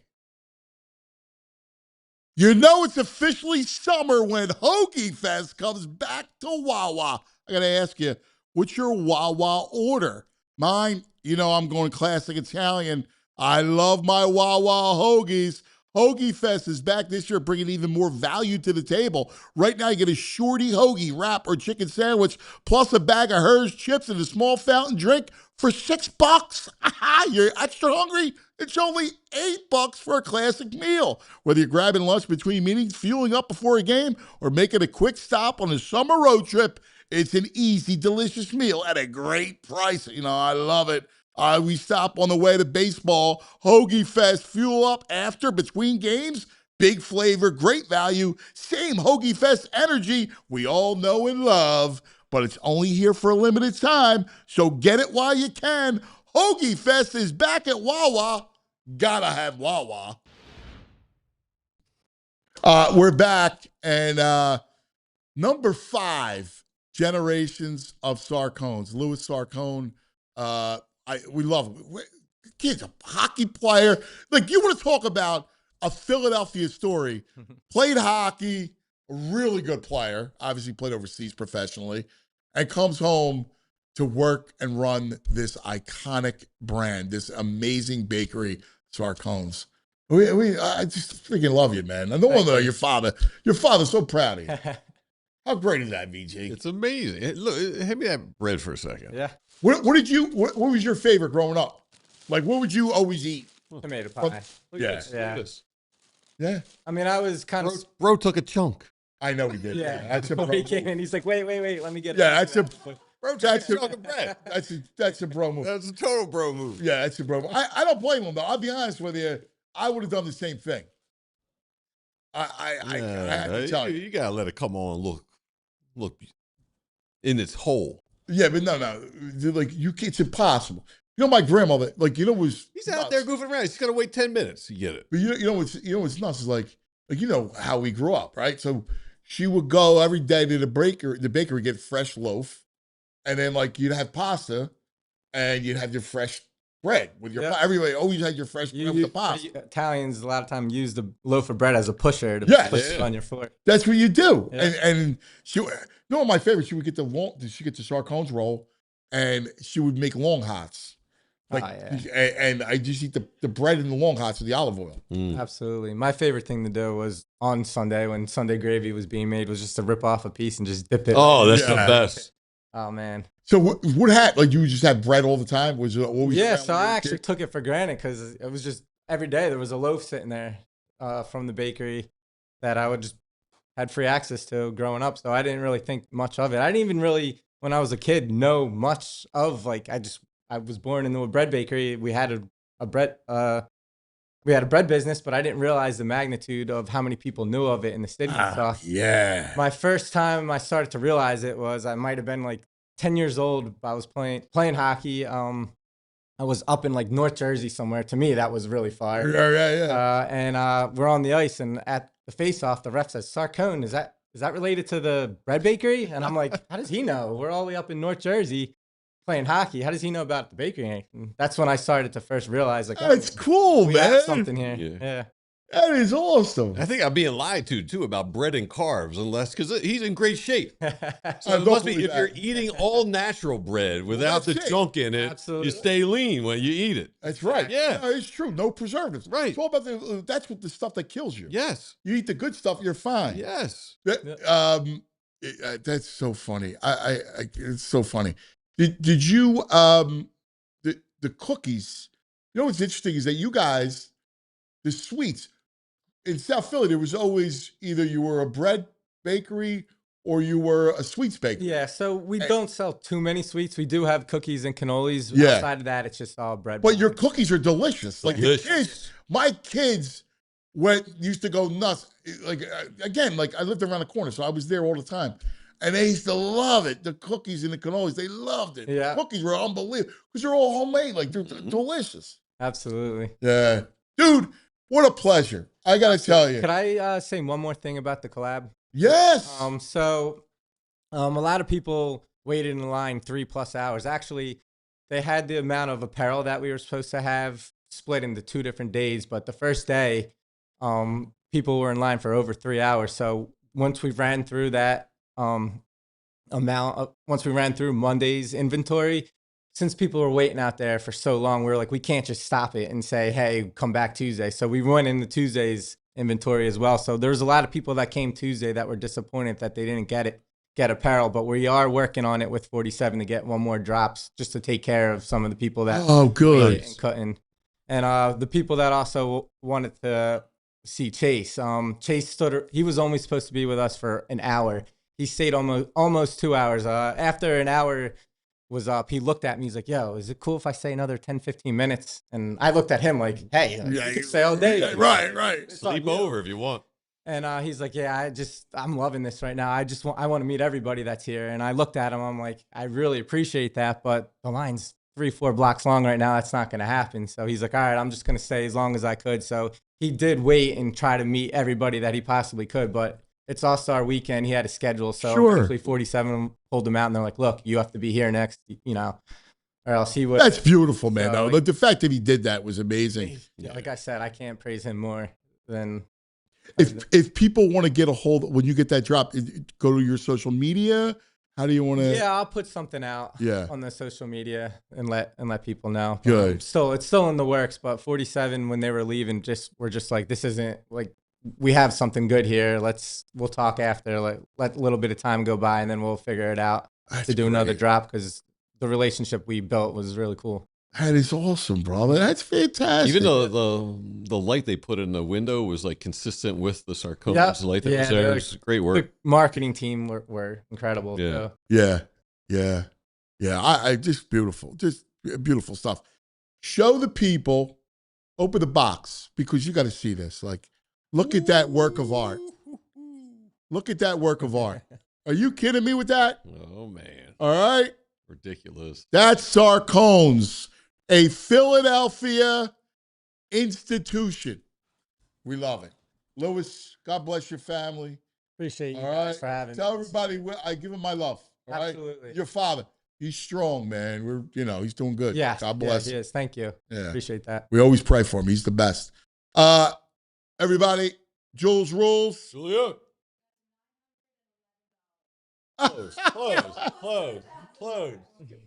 That's great. Chat, thank you, chat. Thank you, everybody who donated. Thank you for donating. That's beautiful, man.